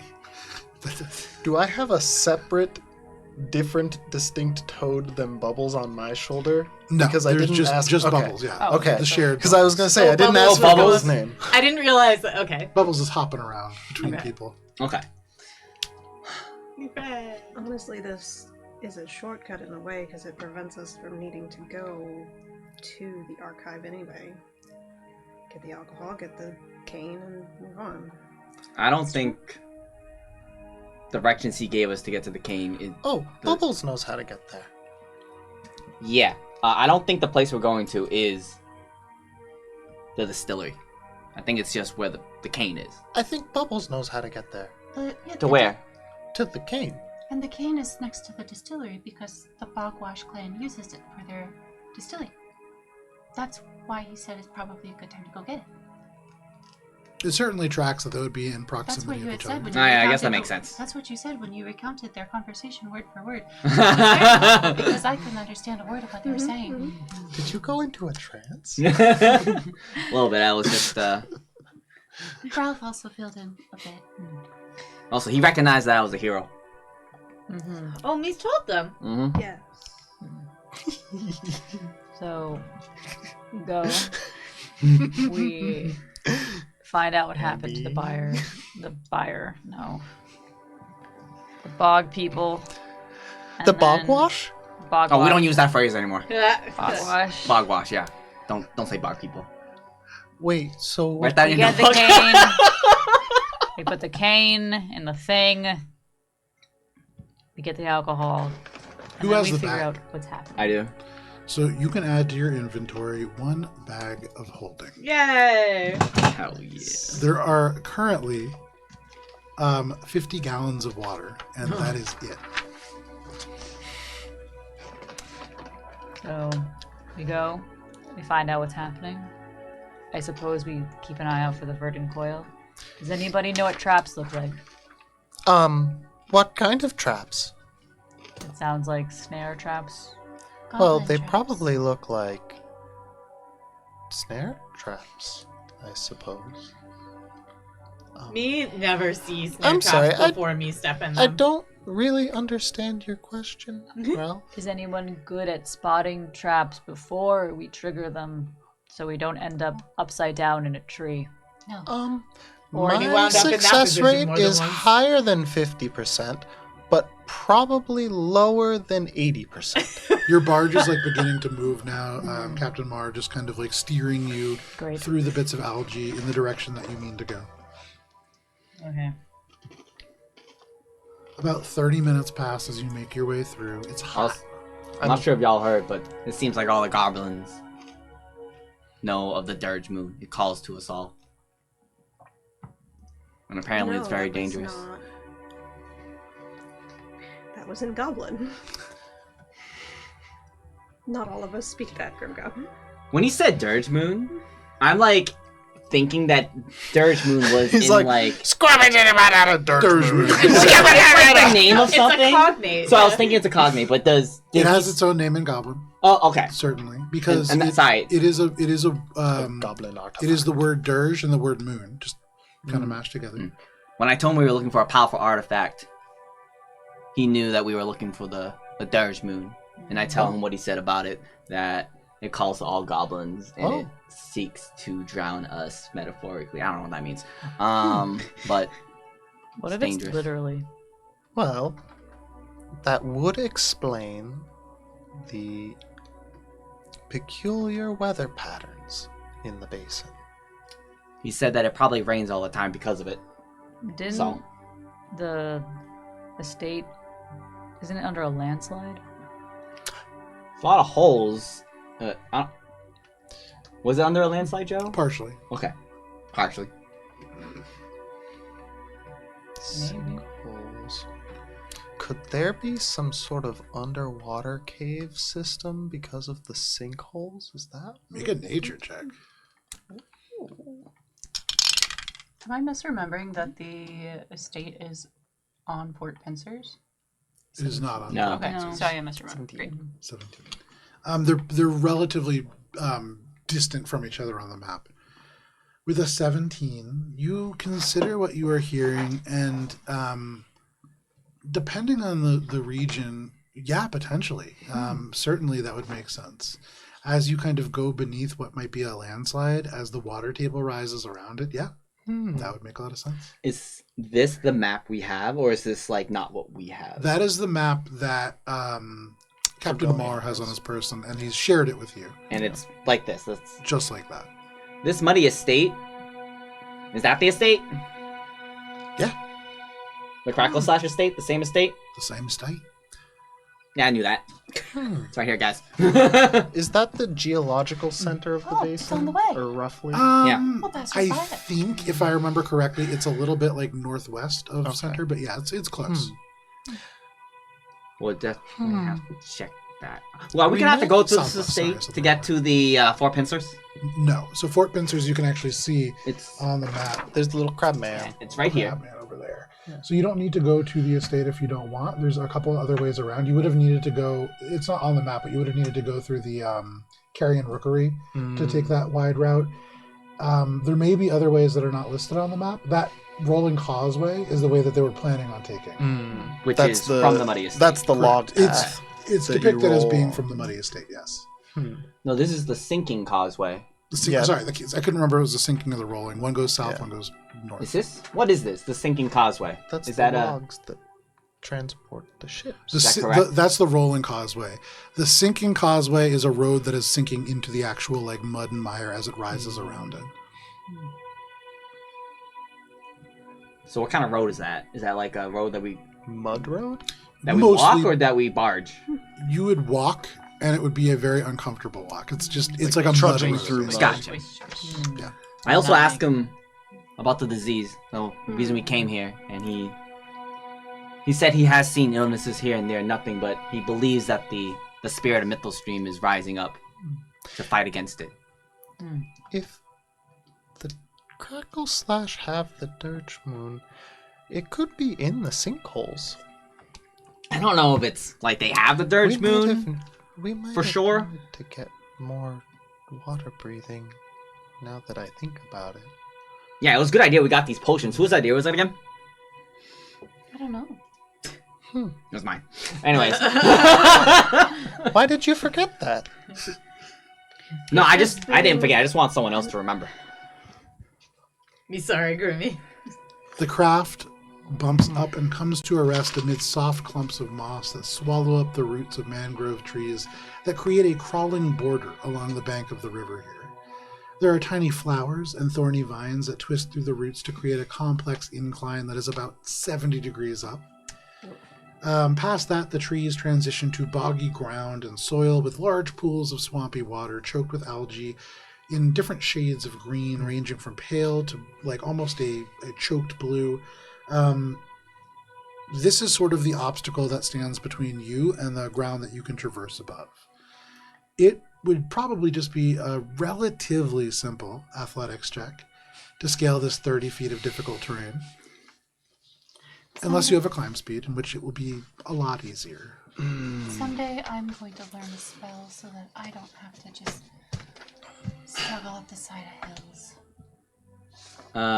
Question, Joe. So I can use... Well, we're gonna have to climb this, right? Polymorph. As a group, right?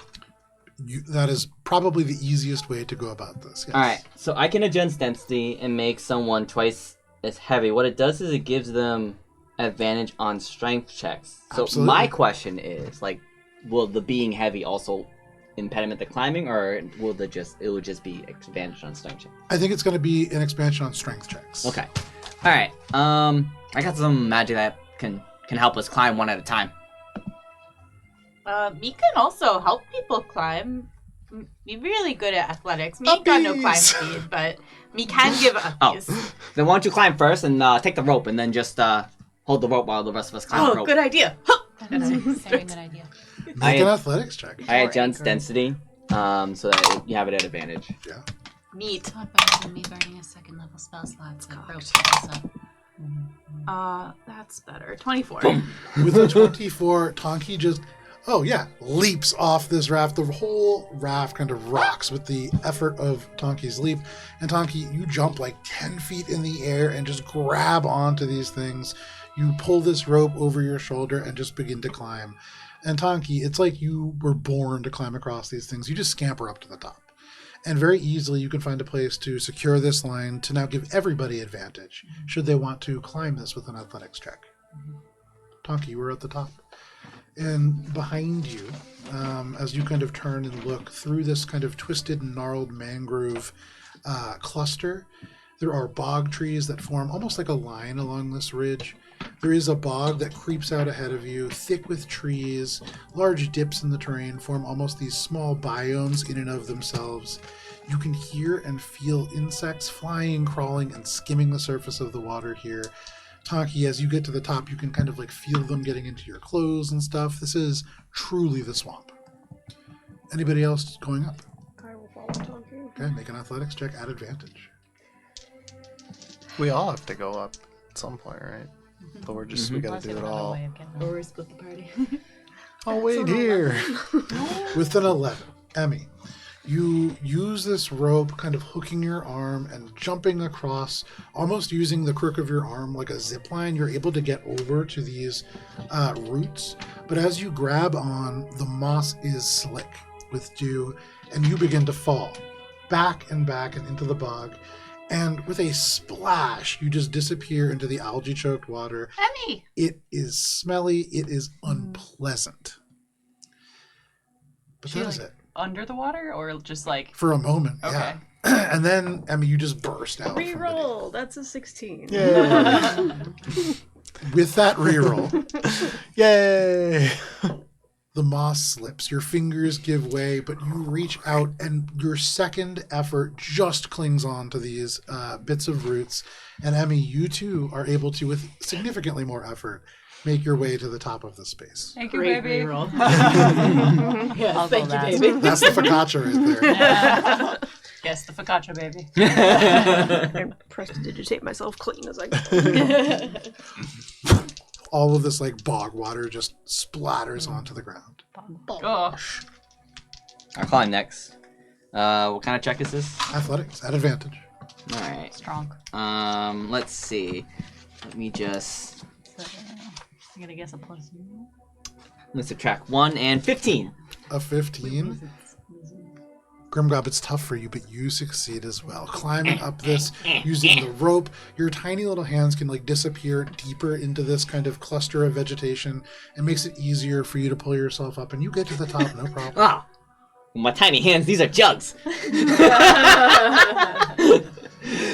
Sorry, that.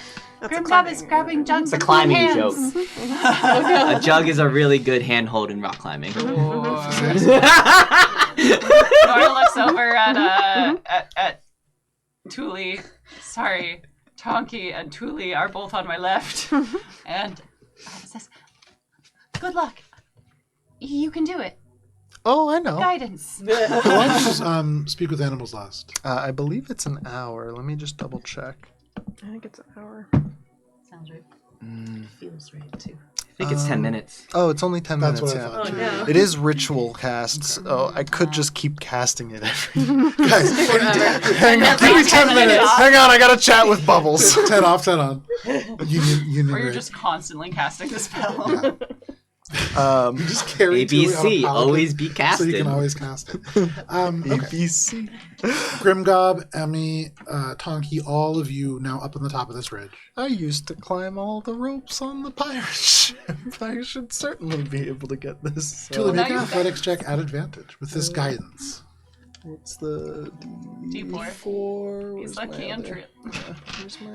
It's a good cantrip. That's fine. I got It is the- a I was sick looking for I'm going to use it for Alana's game. small... Nice. Small D20. All right. That's a 13. With a 13, you leap across this space. You grab onto this, and when you go to grab with your other hand, you see Bubbles who just goes, no. Almost smash Bubbles into this thing. But you just stop and you allow yourself to drop into this bog, not crushing this frog. No. Well then, You pop up from the surface after briefly kind of disappearing from beneath, and you emerge kind of holding Bubbles aloft. Is everything okay, Terminator Bubbles? Bubbles looks at you and says, check yourself. Make a Oh, perception. do I have ticks? leeches. Leeches? Yeah, leeches. I got ticks. 12. You don't see any. I cast. I look down and I see that he's like holding. So I'm realizing it's probably making it harder to climb. I cast Mage Hand, then you see a magical hand next to you. Do I have something on me? You kind of look around, and this toad just kind of drifting off into the air goes, check yourself. What are you doing? Grim, I wasn't done talking to him. Climb first, then you can talk to him. Well, he said there was. I have to check myself. Yeah, you probably got leeches on you, so you should probably get out of the water. So climb up. Get off me, leeches. Persuasion check. Make a persuasion check. Oh my gosh! I love this for us. 16. Oh my god! And nothing happens. Damn. Tuuli slowly begins to climb. Get off me, I can't amoebas. see any. I'm gonna go last. Okay, Nora. I'm gonna get up there and I'm gonna start taking my shirt off. Okay, we'll get there in a second. It's going to take you a second to get up there. Nora doesn't have prestidigitation. 13. Tuuli, as you put one hand up, finally breaking the tension of this algae choke stream, you see the shadow cross next to you as Nora leaps across. Their hands not even really opening, they just kind of hit and they just drop Nora. into the water. Nora! Nora, you break the surface. You too can kind of begin to take the slower climb. It smells so bad! You smell should bad check and you yourself feel bad. too. Before what? The leeches. Or before Make a perception wreck check, yourself. Nora. Don't bite my friend. Oh, they might hate you now. Thankfully, though, this seems to be a leech-free part of the river. I don't think leeches are in this river! You and Tuuli make your way up this bank. It is really just you and this other goblin now. And I would say, what are you doing, Ralph? I was just gonna look at the captain and be like, should we meet you back here? Yeah, no, I think that would be preferable. Do you want a grappling hook? Oh my god! If you are willing to spare it, that'd be very helpful. Thank you. Well, I mean, I figure you guys can just take it back with you when you come back over, and we'll just leave it up there to make it easy to get back. Yeah, that'd be great. Yeah. He goes into like this gear, pulls out a grappling hook from his climbing kit, and just swings it. It takes him like 2 tries, but he just hooks it up over one of these trees. Realistically, it's still just giving you advantage. Yeah. So go ahead and make your climbing check at advantage. Means Tonky can keep her rope though. It's a secret. Sorry, 17. 7. Not telling you, Joe. You stand on the types of grappling hook rope. rope, and you kind of like almost like cross over to this other side, grabbing onto the roots. And very easy for you. You climb up. You've seen where your allies have scraped away the moss, so much easier for you to find handholds. And you make it up actually before Tuuli, probably about the same time as Tuuli and Nora do. I will help them up the last little bit. Absolutely. You just kind of help Tuuli up. As Tuuli starts this And thing, Ralph Ralph will take Nora by the shoulders and just start like looking for leeches on her. So as Tuuli takes his shirt off, as Nora is kind of examined, anybody who wants to, who has not yet, make a perception check. Emmy, So not Ralph, not can you Tuuli. wash this? Thank you. only those 2 fell into the water. Is that right? It was yes. Okay. I'm too panicked. 18. Okay. No. 6. Emmy, Oh, sorry. 9. only you can see this. Leech fires. On these 2 individuals, on Tuuli and on Nora, it almost looks like they have small welts on their arms and their legs. But these leeches seem to have the capacity to change their color, almost like a chameleon. And you are recognizing that there is probably close to 5 or 6 leeches very unnatural looking leeches on each of your allies. And Tuuli and Nora, you are poisoned. No! Do they seem so good? magical and or difficult to remove? Make a medicine check. They're bog leeches. They be bog leeches. Leeches. Oh, we need the bog cane extract. You guys want me to help you clean that? 17. With a 17, I mean, because of how they change their color, it's kind of hard to see where exactly they kind of meet the skin.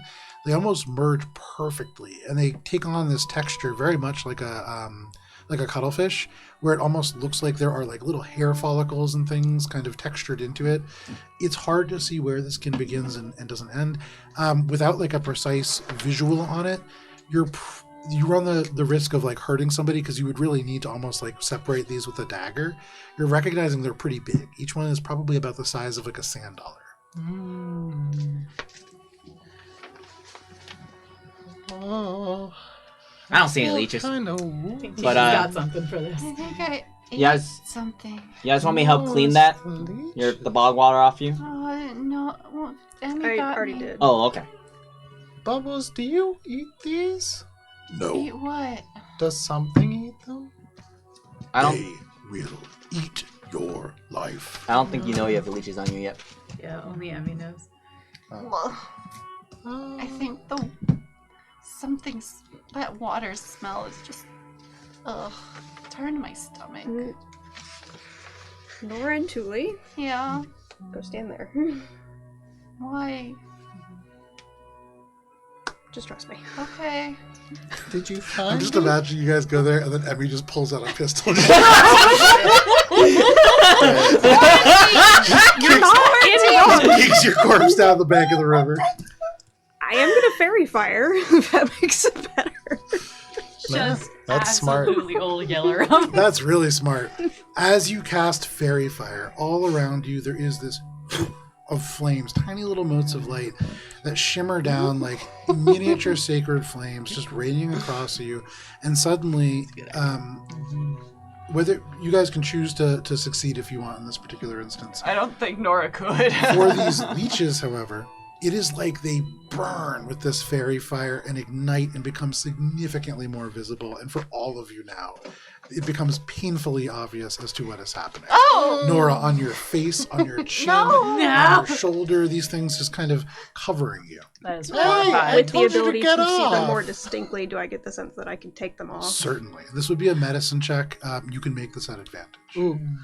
Be careful. Who are you doing Guidance. I will start with, Bardic. Very different. D6 still. You get add this to any healing, or you can use it for regular bardic things. What am I doing? Medicine? Yeah. 23. With a 23, you go over to Tuuli, who inspires you a little bit as you approach. Really, the inspiration coming from the fact that you don't want him like this near you. And so you go over and apply just little bursts of this like sacred flame, and you could hear them kind of, and they turn dark and just kind of peel off, almost like scabs. And Tuuli, over the next hour, you imagine you will stop being poisoned. Thanks, Emmy. You go over to Nora and you repeat this procedure, and especially with fairy fire, it makes it really easy.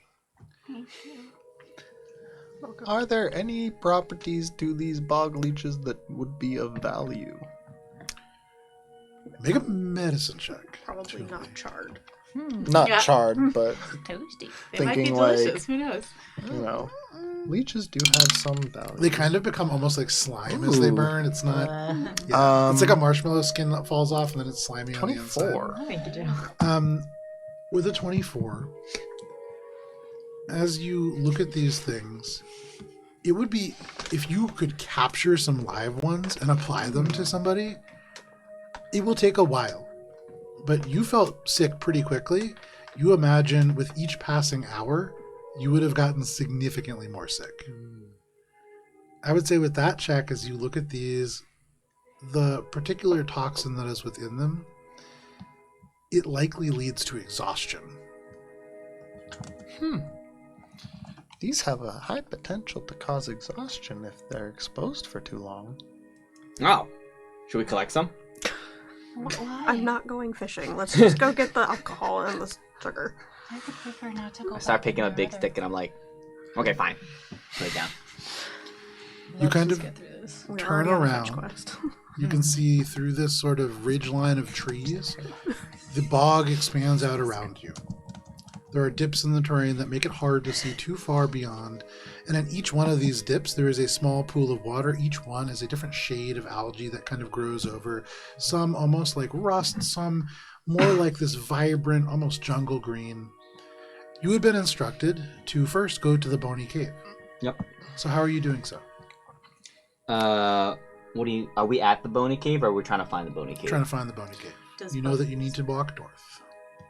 Is that what Bubbles said? I think forget it whether was- Bubbles knows how to get there. Walk down the western bank when Bubbles, we see do a you know where the tree that Bony fell Cave down. is? You traveled down the river. You had seen that large tree.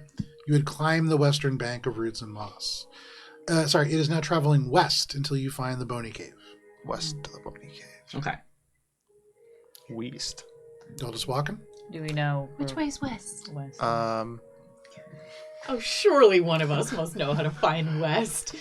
I will spend the ritual casting time if we want to Well- talk to Bubbles again, or if we feel like expedience is more important, I can burn a spell slot. Or Malcolm we could said- look up.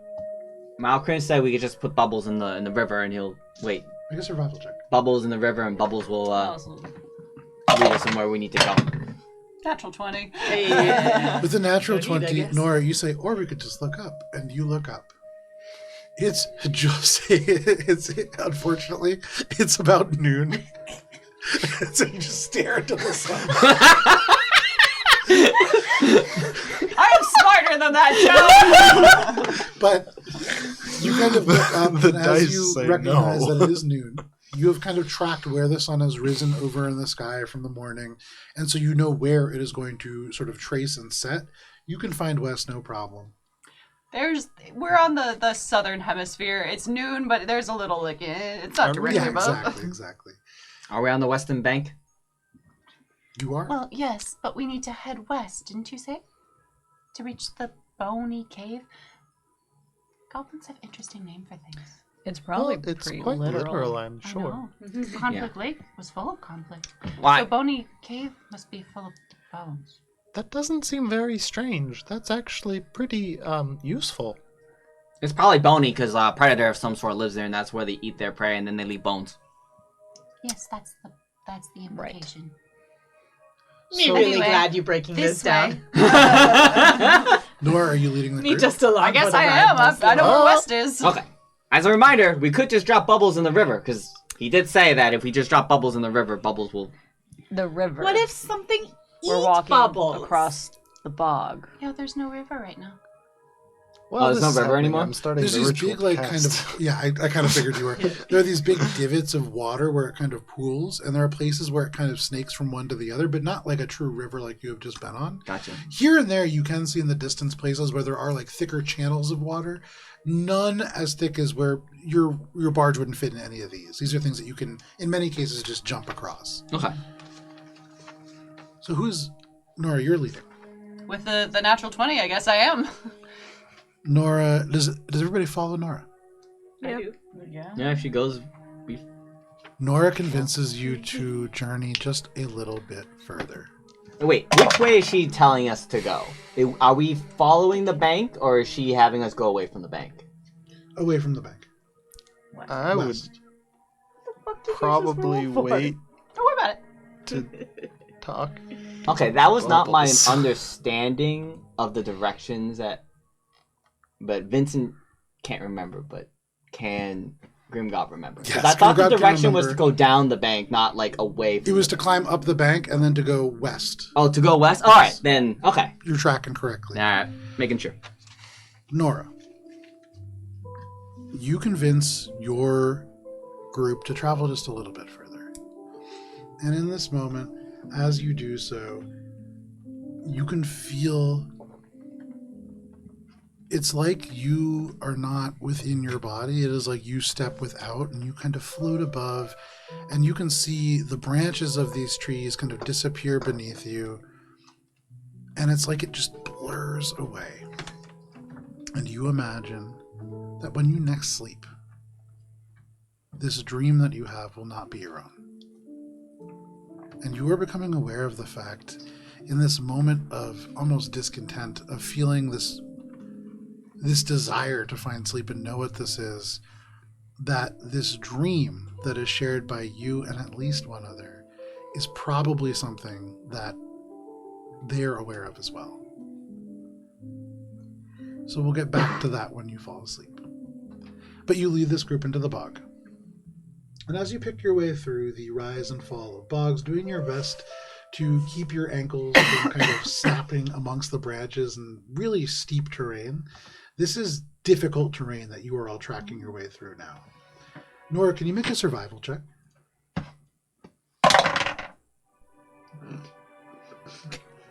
He's come, he's gone. 2. Which becomes a 3.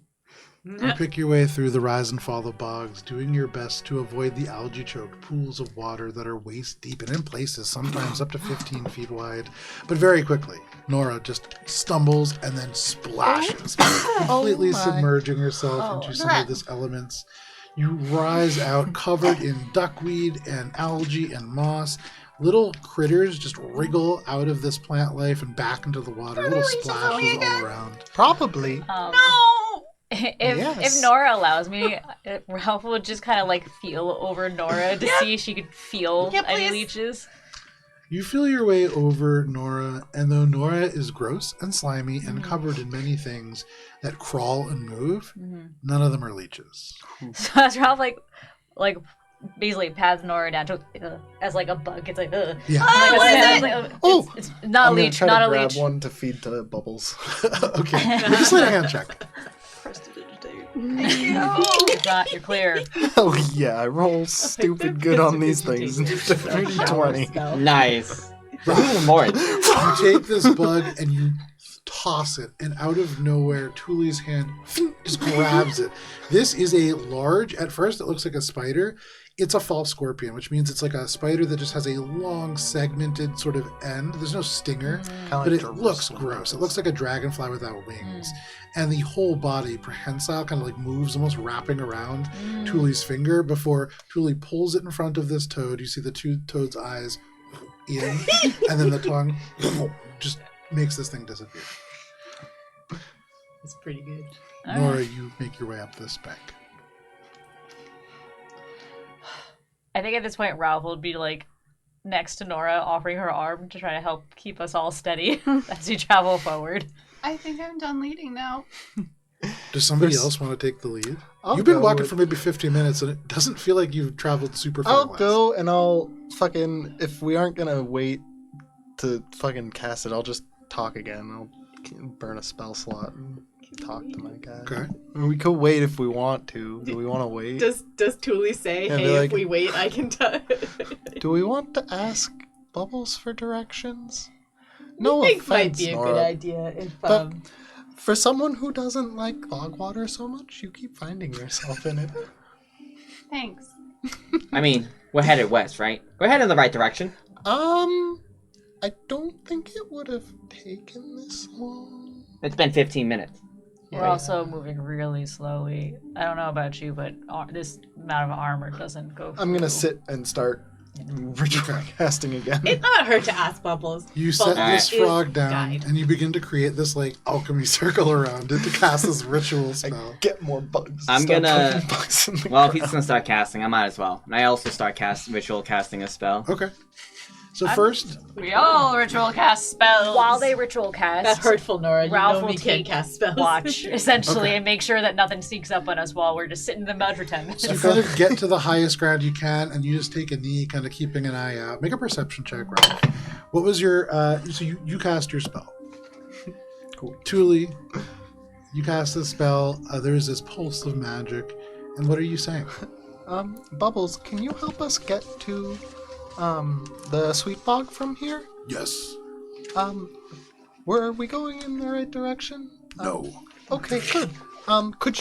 Do you want me to push you down and you can just walk and we'll follow you? Or, if you want, you can just kind of point.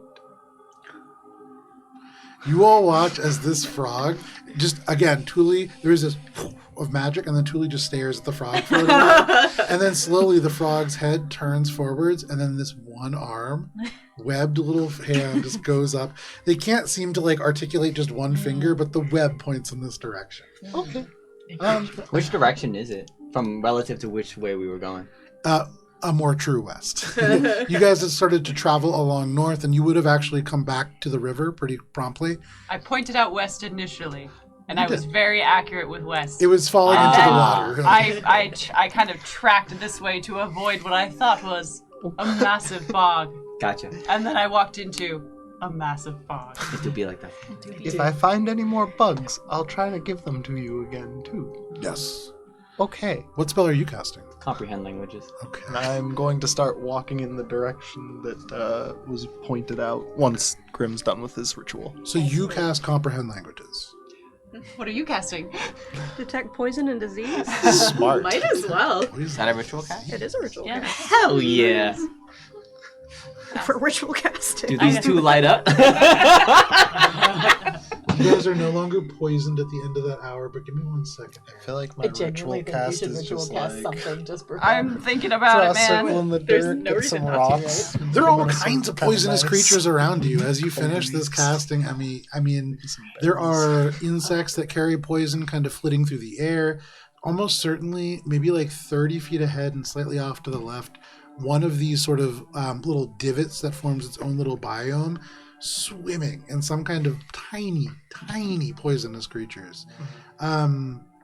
This is a place where poison, it kind of lights up around you because it's all over the place. But this will certainly help you steer clear of it. With Comprehend Languages, is there anything that you're trying to immediately do with that, or just to kind of leave it going? Leave it going. Just to have it up in case. No problem.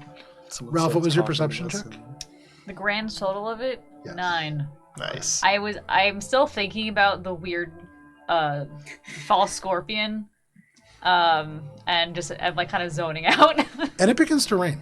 As it begins to kind of rain and storm, now having entered the basin proper, this is pretty typical weather. It's not super heavy, but it does make it harder to see, and perhaps this is why you don't see very much. Anything that you're doing for this? Nora feels left out in ritual cast detect magic. There's no harm in ritual cast in that one. It's like a little crafting circle, but it's a casting What circle. is the range of detect magic? Tonki's just making friendship bracelets. Okay. With the magic rope? You're ritually casting friendship. That's amazing. Excellent. Right, she's pulling it apart, 30 practicing feet. braiding, and then she can just mend it back Oh, together. amazing. What was that? 30 feet. Okay. But blocked by a foot of stone. Absolutely. You cast that spell, and not Or a whole 3 lot of feet of magic wood and dirt. happening here. The frog faintly glows now that Speak Animals is kind of like actively happening with it, but nothing, it's not a magical frog. It's the gaze. There's like, I can just see like beams of going between the eyes, and like every once in a while a It's muscle just twitch. little sparkles of like, Oh, little messages that is going sick. back and forth. It's like how the What I internet heard. was pictured back in the 80s. I like that. So you all Vaporwave. cast your spells. Who is leading? Bubbles. Bubbles. Bubbles is leading. So you put Bubbles down to the... No, Bubbles Right, is- right. I was going to say that was going to be so slow. Are you just like using bubbles like Probably a not little like compass this. now? We'll just represent it with a Yeah. pointing finger. Why did it? I figured did hands Bubbles out. would like Because it's web feet. split his No, I get tongue it. out in the right direction or something to keep me Yeah. on track as I walk. That's why my hand was open. And he does. He keeps you on track. He allows you to traverse across this space much faster. What's your favorite bug? Just chit chat. You talk to him. He likes flies. Hell yeah, I'm gonna catch him some. Can everybody make perception checks now as you make your way through? And with this sort of natural guide, it lets you be a little bit more aware of your surroundings. 17. Okay. 10. I believe. 16. I think mine's a 19. 12. Okay. 13. Mine is a 13 as well. For those of you under 13, it's raining and challenging to see through as it increases in tempo, but you can see through the trees and the vines and the massive ferns that block your sight line from place to place that there is a shape of larger sort of bits of granite ahead of you, covered in algae and dragonflies, making it kind of hard to discern from just bits of broken tree. And those of you who rolled a 13 or below, you can also hear... At first, you think maybe it's just the rain, but it's more than that. It is a strange, almost musical sound. For those of you who rolled higher, for those of you who rolled above a 16, and I believe that was just Nora? And 19. Nora and Emmy. In the midst of this cluster of granite stones that rise 15 to 20 feet tall, often maybe 100 feet in the distance, you can see there is a darker recess, a cave. And as that comes into focus, you can see that the sort of sound that you are hearing stems from the taps of each raindrop upon tiny chimes of carved bone that clank together slightly in the wind, and you can smell faintly there is a sweetness in the air. Not of decay, not rot, this is flowers. And with that 19, Emmy, you look up, and above this, you are seeing that many of the trees in this immediate vicinity are actually dead. And it was hard to tell because up above there are vines that have grown just thick and green and full of these tiny spherical flowers. See, now that's different. That's not a predator's cave with bones. Or maybe it is a predator. Just a different kind. There's a wind chime. If Emily describes a wind chime, that's... Oh, we found the cave? Yes. And not as expected. Can you ask Bubbles who might be in the cave, or is that time done now? I can ask, but I don't know why he would know. I don't know. He seems like a very knowledgeable frog. Worth asking, right? You okay with her? Has it been within the 10 minutes? Yeah, are you still... Oh. This is right on the end, Oh. right on the end. Do you know who lives in there, Bubbles? You can see this frog cranes as much of a neck as frogs have. I'll hold him up a little. His eyes narrow. You can see it's like he's natural 20. Focus in. And the Enter last frog word that ovation. he can say to you is goblin. Oh, Okay. a goblin. Well, that makes sense, actually. Joe, the directions, was it to go through the cave or just find the cave and then go north? Find the cave and go north. Okay, so we don't have to go through the cave. You don't have to. Alright, we didn't have to go in the cave, but I think it might be best to stay away, unless you want to meet a flower-loving, sweet-smelling bone goblin. I mean, I kind of want to check it out. Might be a friend. Can I do an insight check to see if that sounds like a friend? Sure. Natural 20. I know where West is! The Bubbles is the smartest frog on this planet. I'm sorry, that was Cocky. just a bit. The dice failed me. As you look, this cave, there's this of wind that blows in from by the cave, and this cave, it smells of wet stone, but it smells mostly of this sweet, almost fruity aroma. These flowers that you are seeing here, a little bit closer to this cave, you can actually see fruit in these vines above. This is passion fruit that grows above in these kind of like vines into the dead trees. And you can see that these tiny little bone chimes, they're carved of small bones. You can see like frog skulls, little fish vertebrae columns. You can see a couple of teeth, but most of them carved with these little like spirally kind of patterns. And you do note one little rib that has been painted to look like a little guy, a little smiley face on him. You are not getting the sense that this is like a very evil person. You're suddenly getting the sense that this is more of like a woodland artisan. It's like the fudge. Guys, We we found think the that might be a hermit. friend. You see the little guy? You see? Evil people don't make little guys.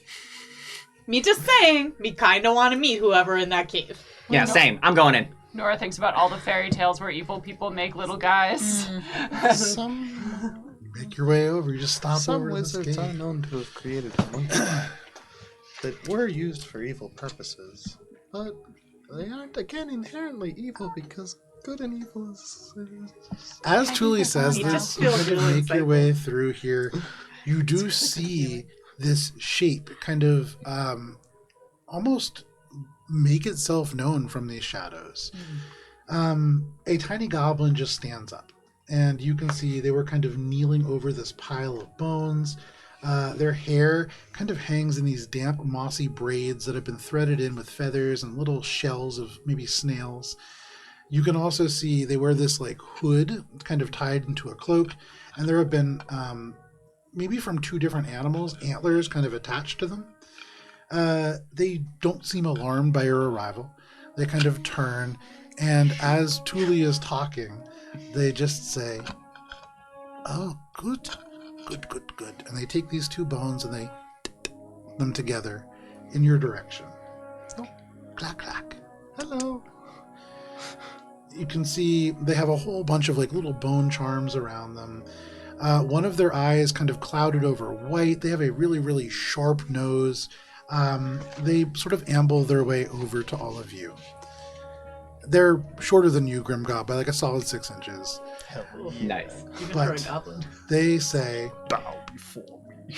visitors means the swamp still remembers manners. Did anybody die on the way here? I make memorials. Oh, that awfully nice of you. Is this person old? Like, Yeah, I would say you know enough about goblins to know they're a really, really old. You have not seen a goblin this old, probably. that awfully nice of Yeah, you, Grandpa. they look like a very skinny Yoda. That awfully nice of you, Grandpa. We all made it here Not alive. Grandpa. Thank you. I am Nettlebone. Me sorry, Nettlebone. Me I talkie. am the keeper of small remains. Oh. They kind of gesture around, and like every single thing here, like little tiny animal bones. This isn't Goblin, correct? This is uncommon. I was talking in common. I don't know if she was Goblin. Hello, Nettlebones. She has regular grammar when she talks They about look over at you, and they really draw you in, Grimmy, and they say, "A gravel grave, an uncommon sight this far west." We've been driven out, They nod. but the spirit calls me back. They call you too. The lady under leaves. Do I know what he's talking about? Excuse. Make a religion check. I would say at advantage. On the leaves? The lady under leaves. Oh, under leaves. Religion? Yes. A lady under leaves anywhere a tree Uh-huh. is. 16. The lady under leaves is another phrase that some goblins use to describe either the spirit of Mythalstrean or more commonly Mistra, but the spirit more often. Yes. They nod. Her allies gather. It is good that you're here. You aren't like the others. She hasn't crawled inside of you yet. Maybe because you're here to help, she will never. What do you mean by crawl inside? That is disturbing. They look around and they say, "Well, surely you've heard of the verdant coil? Yes. Yeah. Ah, Those are Only not rumors. goblins wearing plants. There is something old inside of them. Oh. So they are plants. They are little crawly things. Like these. And they go up to you and they just grab your hands and they pull at your fingers. Oh, Are the Confused? goblins still Like- alive? Tendrils. Yes. That was a long pause. But they are possessed. When you think about living things, they turn and they gesture to the entire bog around them. All of this is alive. Even these trees. And they put their hands on one of these like dried out kind of trunks. Most would say that they are dead, but ask the passion fruit vines. Without them, they could not thrive. Everything is alive. But they are not whole. Not anymore. And the goblins of the verdant coil. They are like these trees. They are not goblins anymore.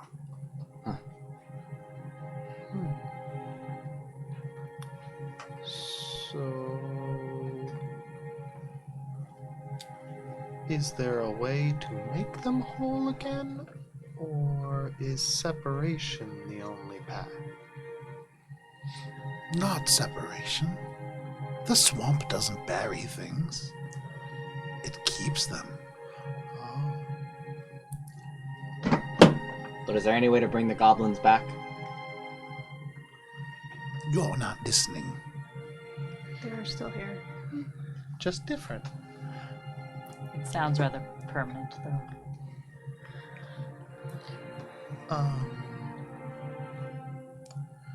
If that's the case, is the verdant coil our enemy?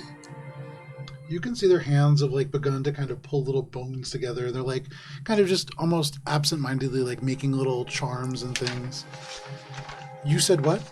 Is the verdant coil actually like if the verdant coil is the spirit of Mistra like acting within these goblins to like rebalance the environment of this area, or I guess of Mythalstrean at large, but particularly here within the basin. Sure.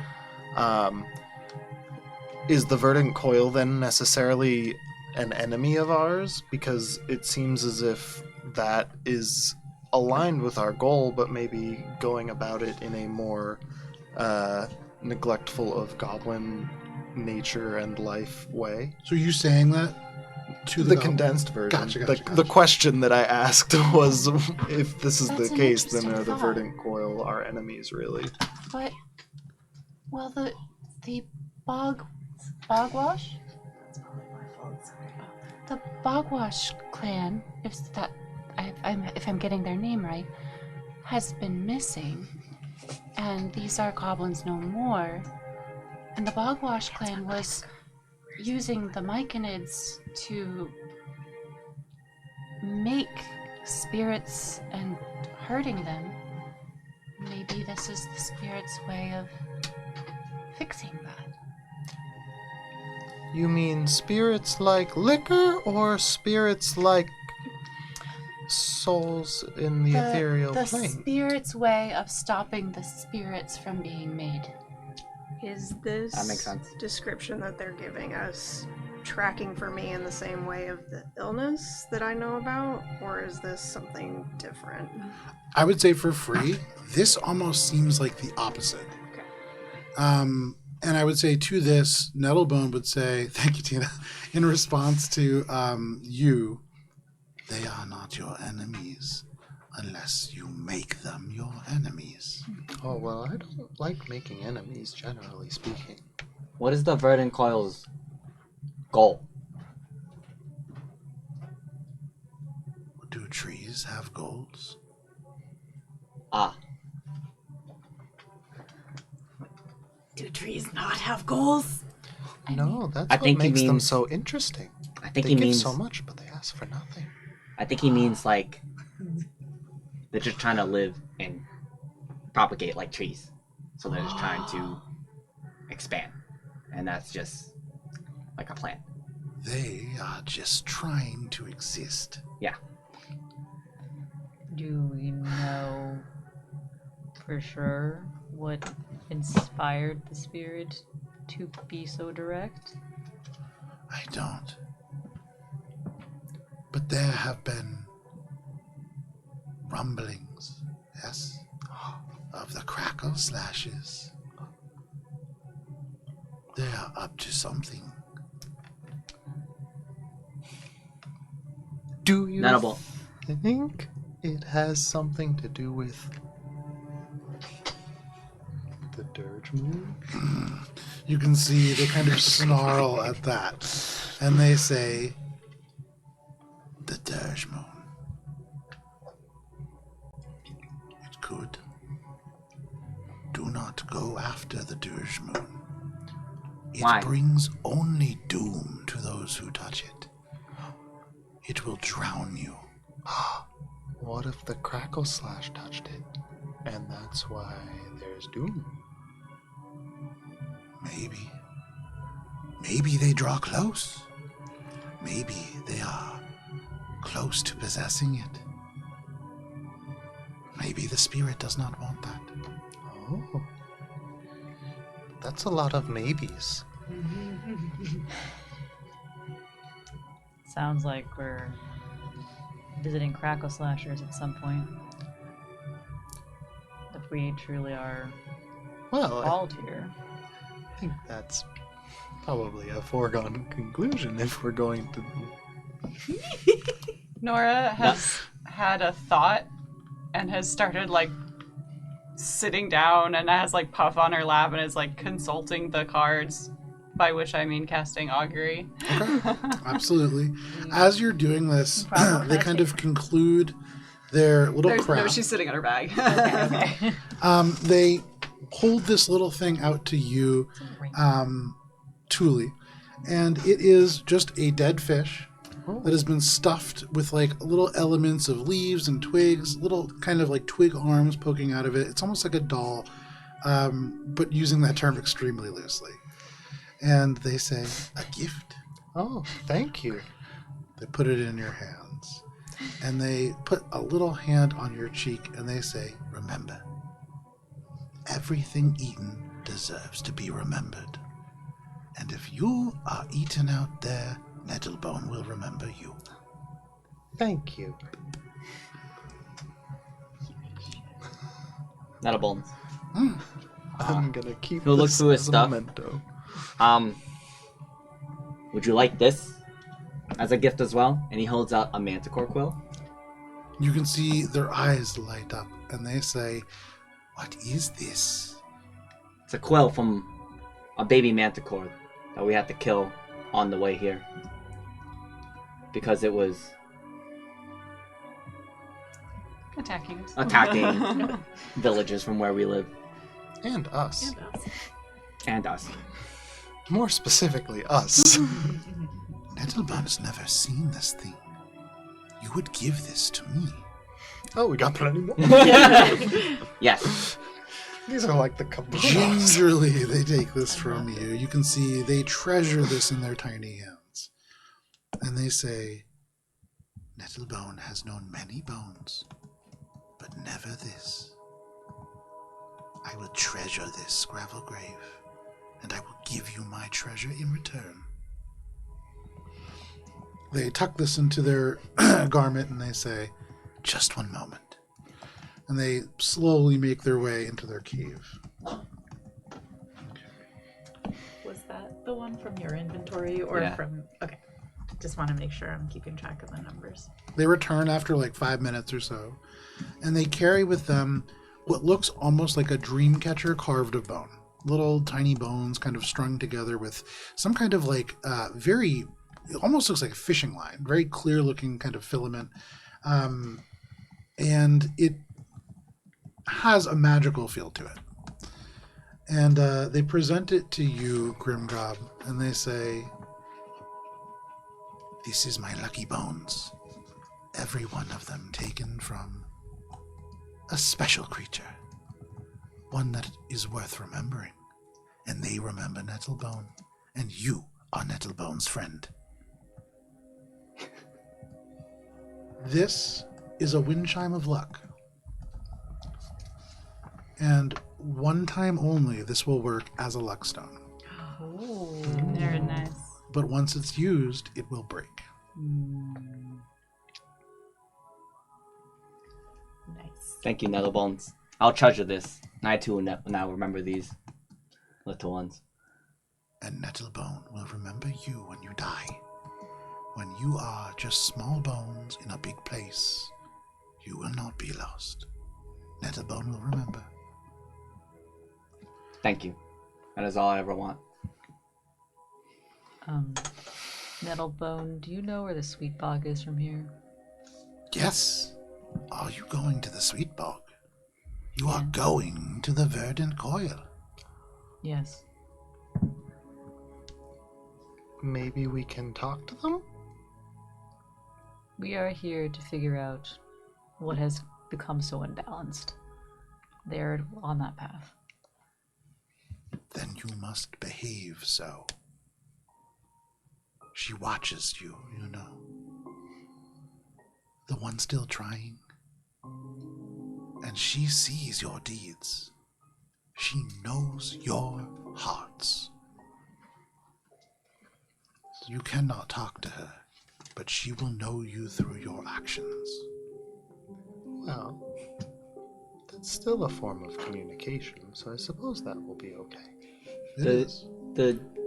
Does the one still trying? Does that mean anything? It's another way of speaking about the spirit of Mythalstrean. Okay, that's what I thought, but The spirit of Mythalstrean is also That the entire time.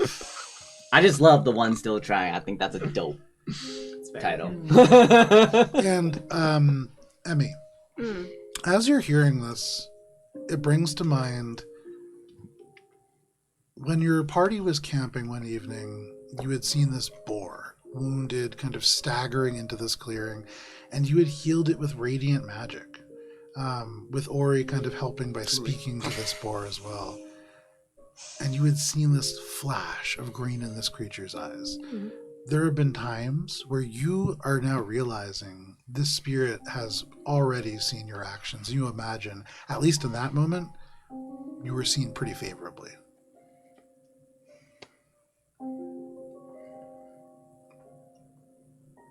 But what are you all doing? Any further questions for Nettlebone? They seem to be growing tired. I have grown weary. They're old. They're old. Sleep. Yes, sleep. 10 minutes? For? I was ritually casting augury. Absolutely. So during the discussion, and with the information we've had in the past, there have been multiple instances of goblins saying that it calls to them, and that touching the Dirge Moon will drown them. Mm-hmm. Yeah, fuck Nora is goblins. asking the cards if the Dirge Moon is harmful to people other than goblins. Nah, it's chill. It just hates goblins. I'm 100% touching that stone. It actually has a little Grimgod Stone's shaped like, fuck goblins. Grimgod's like, no, fuck you. Repeat the question. Basically wondering, is the Dirge Moon harmful? Not basically. I need some precise wording. Okay. Is the Dirge Moon harmful? Nope. Let's be Yes. specific. Be specific. Will the Dirge Moon only drown goblins? You cast this ability and you pull these cards, and the cards that come up read of woe. No, this will not only affect goblins. And you imagine woe is an accurate term for how it might affect others. Well, there goes that idea.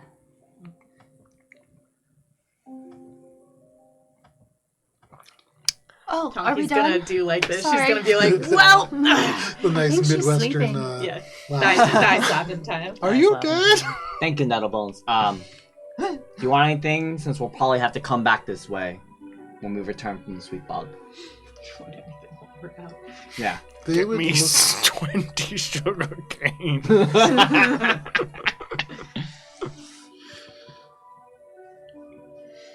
You walk in the footsteps of she who still tries.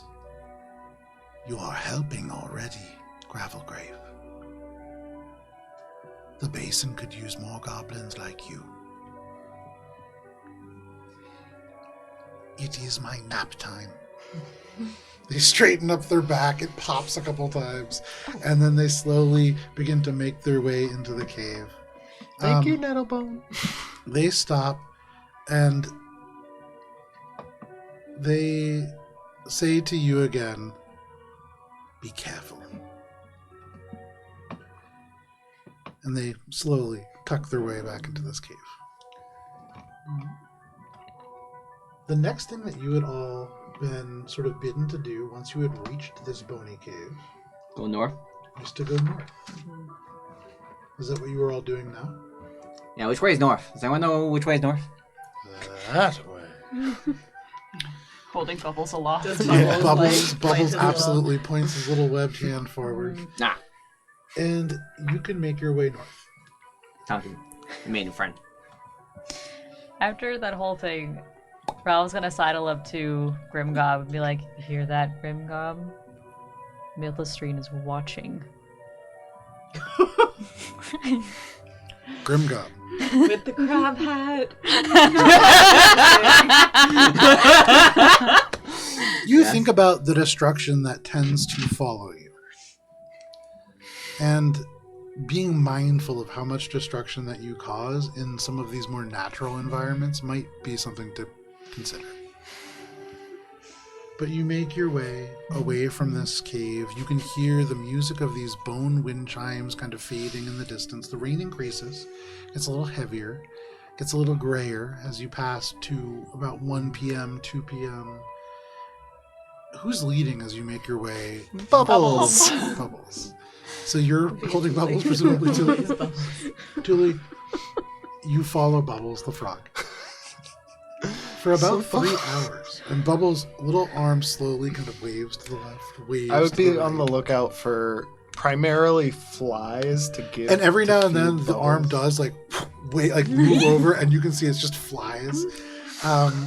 Gets a little distracted by that. We have little side quests every now and then. We're looking for the salamander trees now, right? You're looking for the Salamander Creek. Creek. I was writing too fast. Salamander Creek. In the mangrove. Would Julie, you make a perception check because you're leading this group. All right. Can Bubbles Can I make a help? perception check as well? Make it at advantage with Bubbles and Grimgob's help.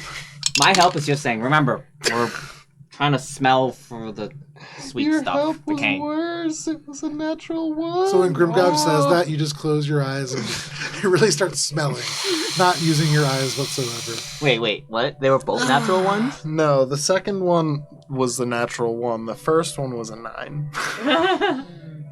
You walk, and you walk, and you walk, and you walk. I think through I the do bogs, smell kind of- it. The rain and the terrain here make it really... And for the rest of you, you're like, oh, good. You smell it, and it smells like shit here. It's almost like you just it's like you just farted in the cave. And it was just like, do I smell popcorn? That sounds like something we're gonna do. Remember, take a deep breath. You smell decay, you smell bog.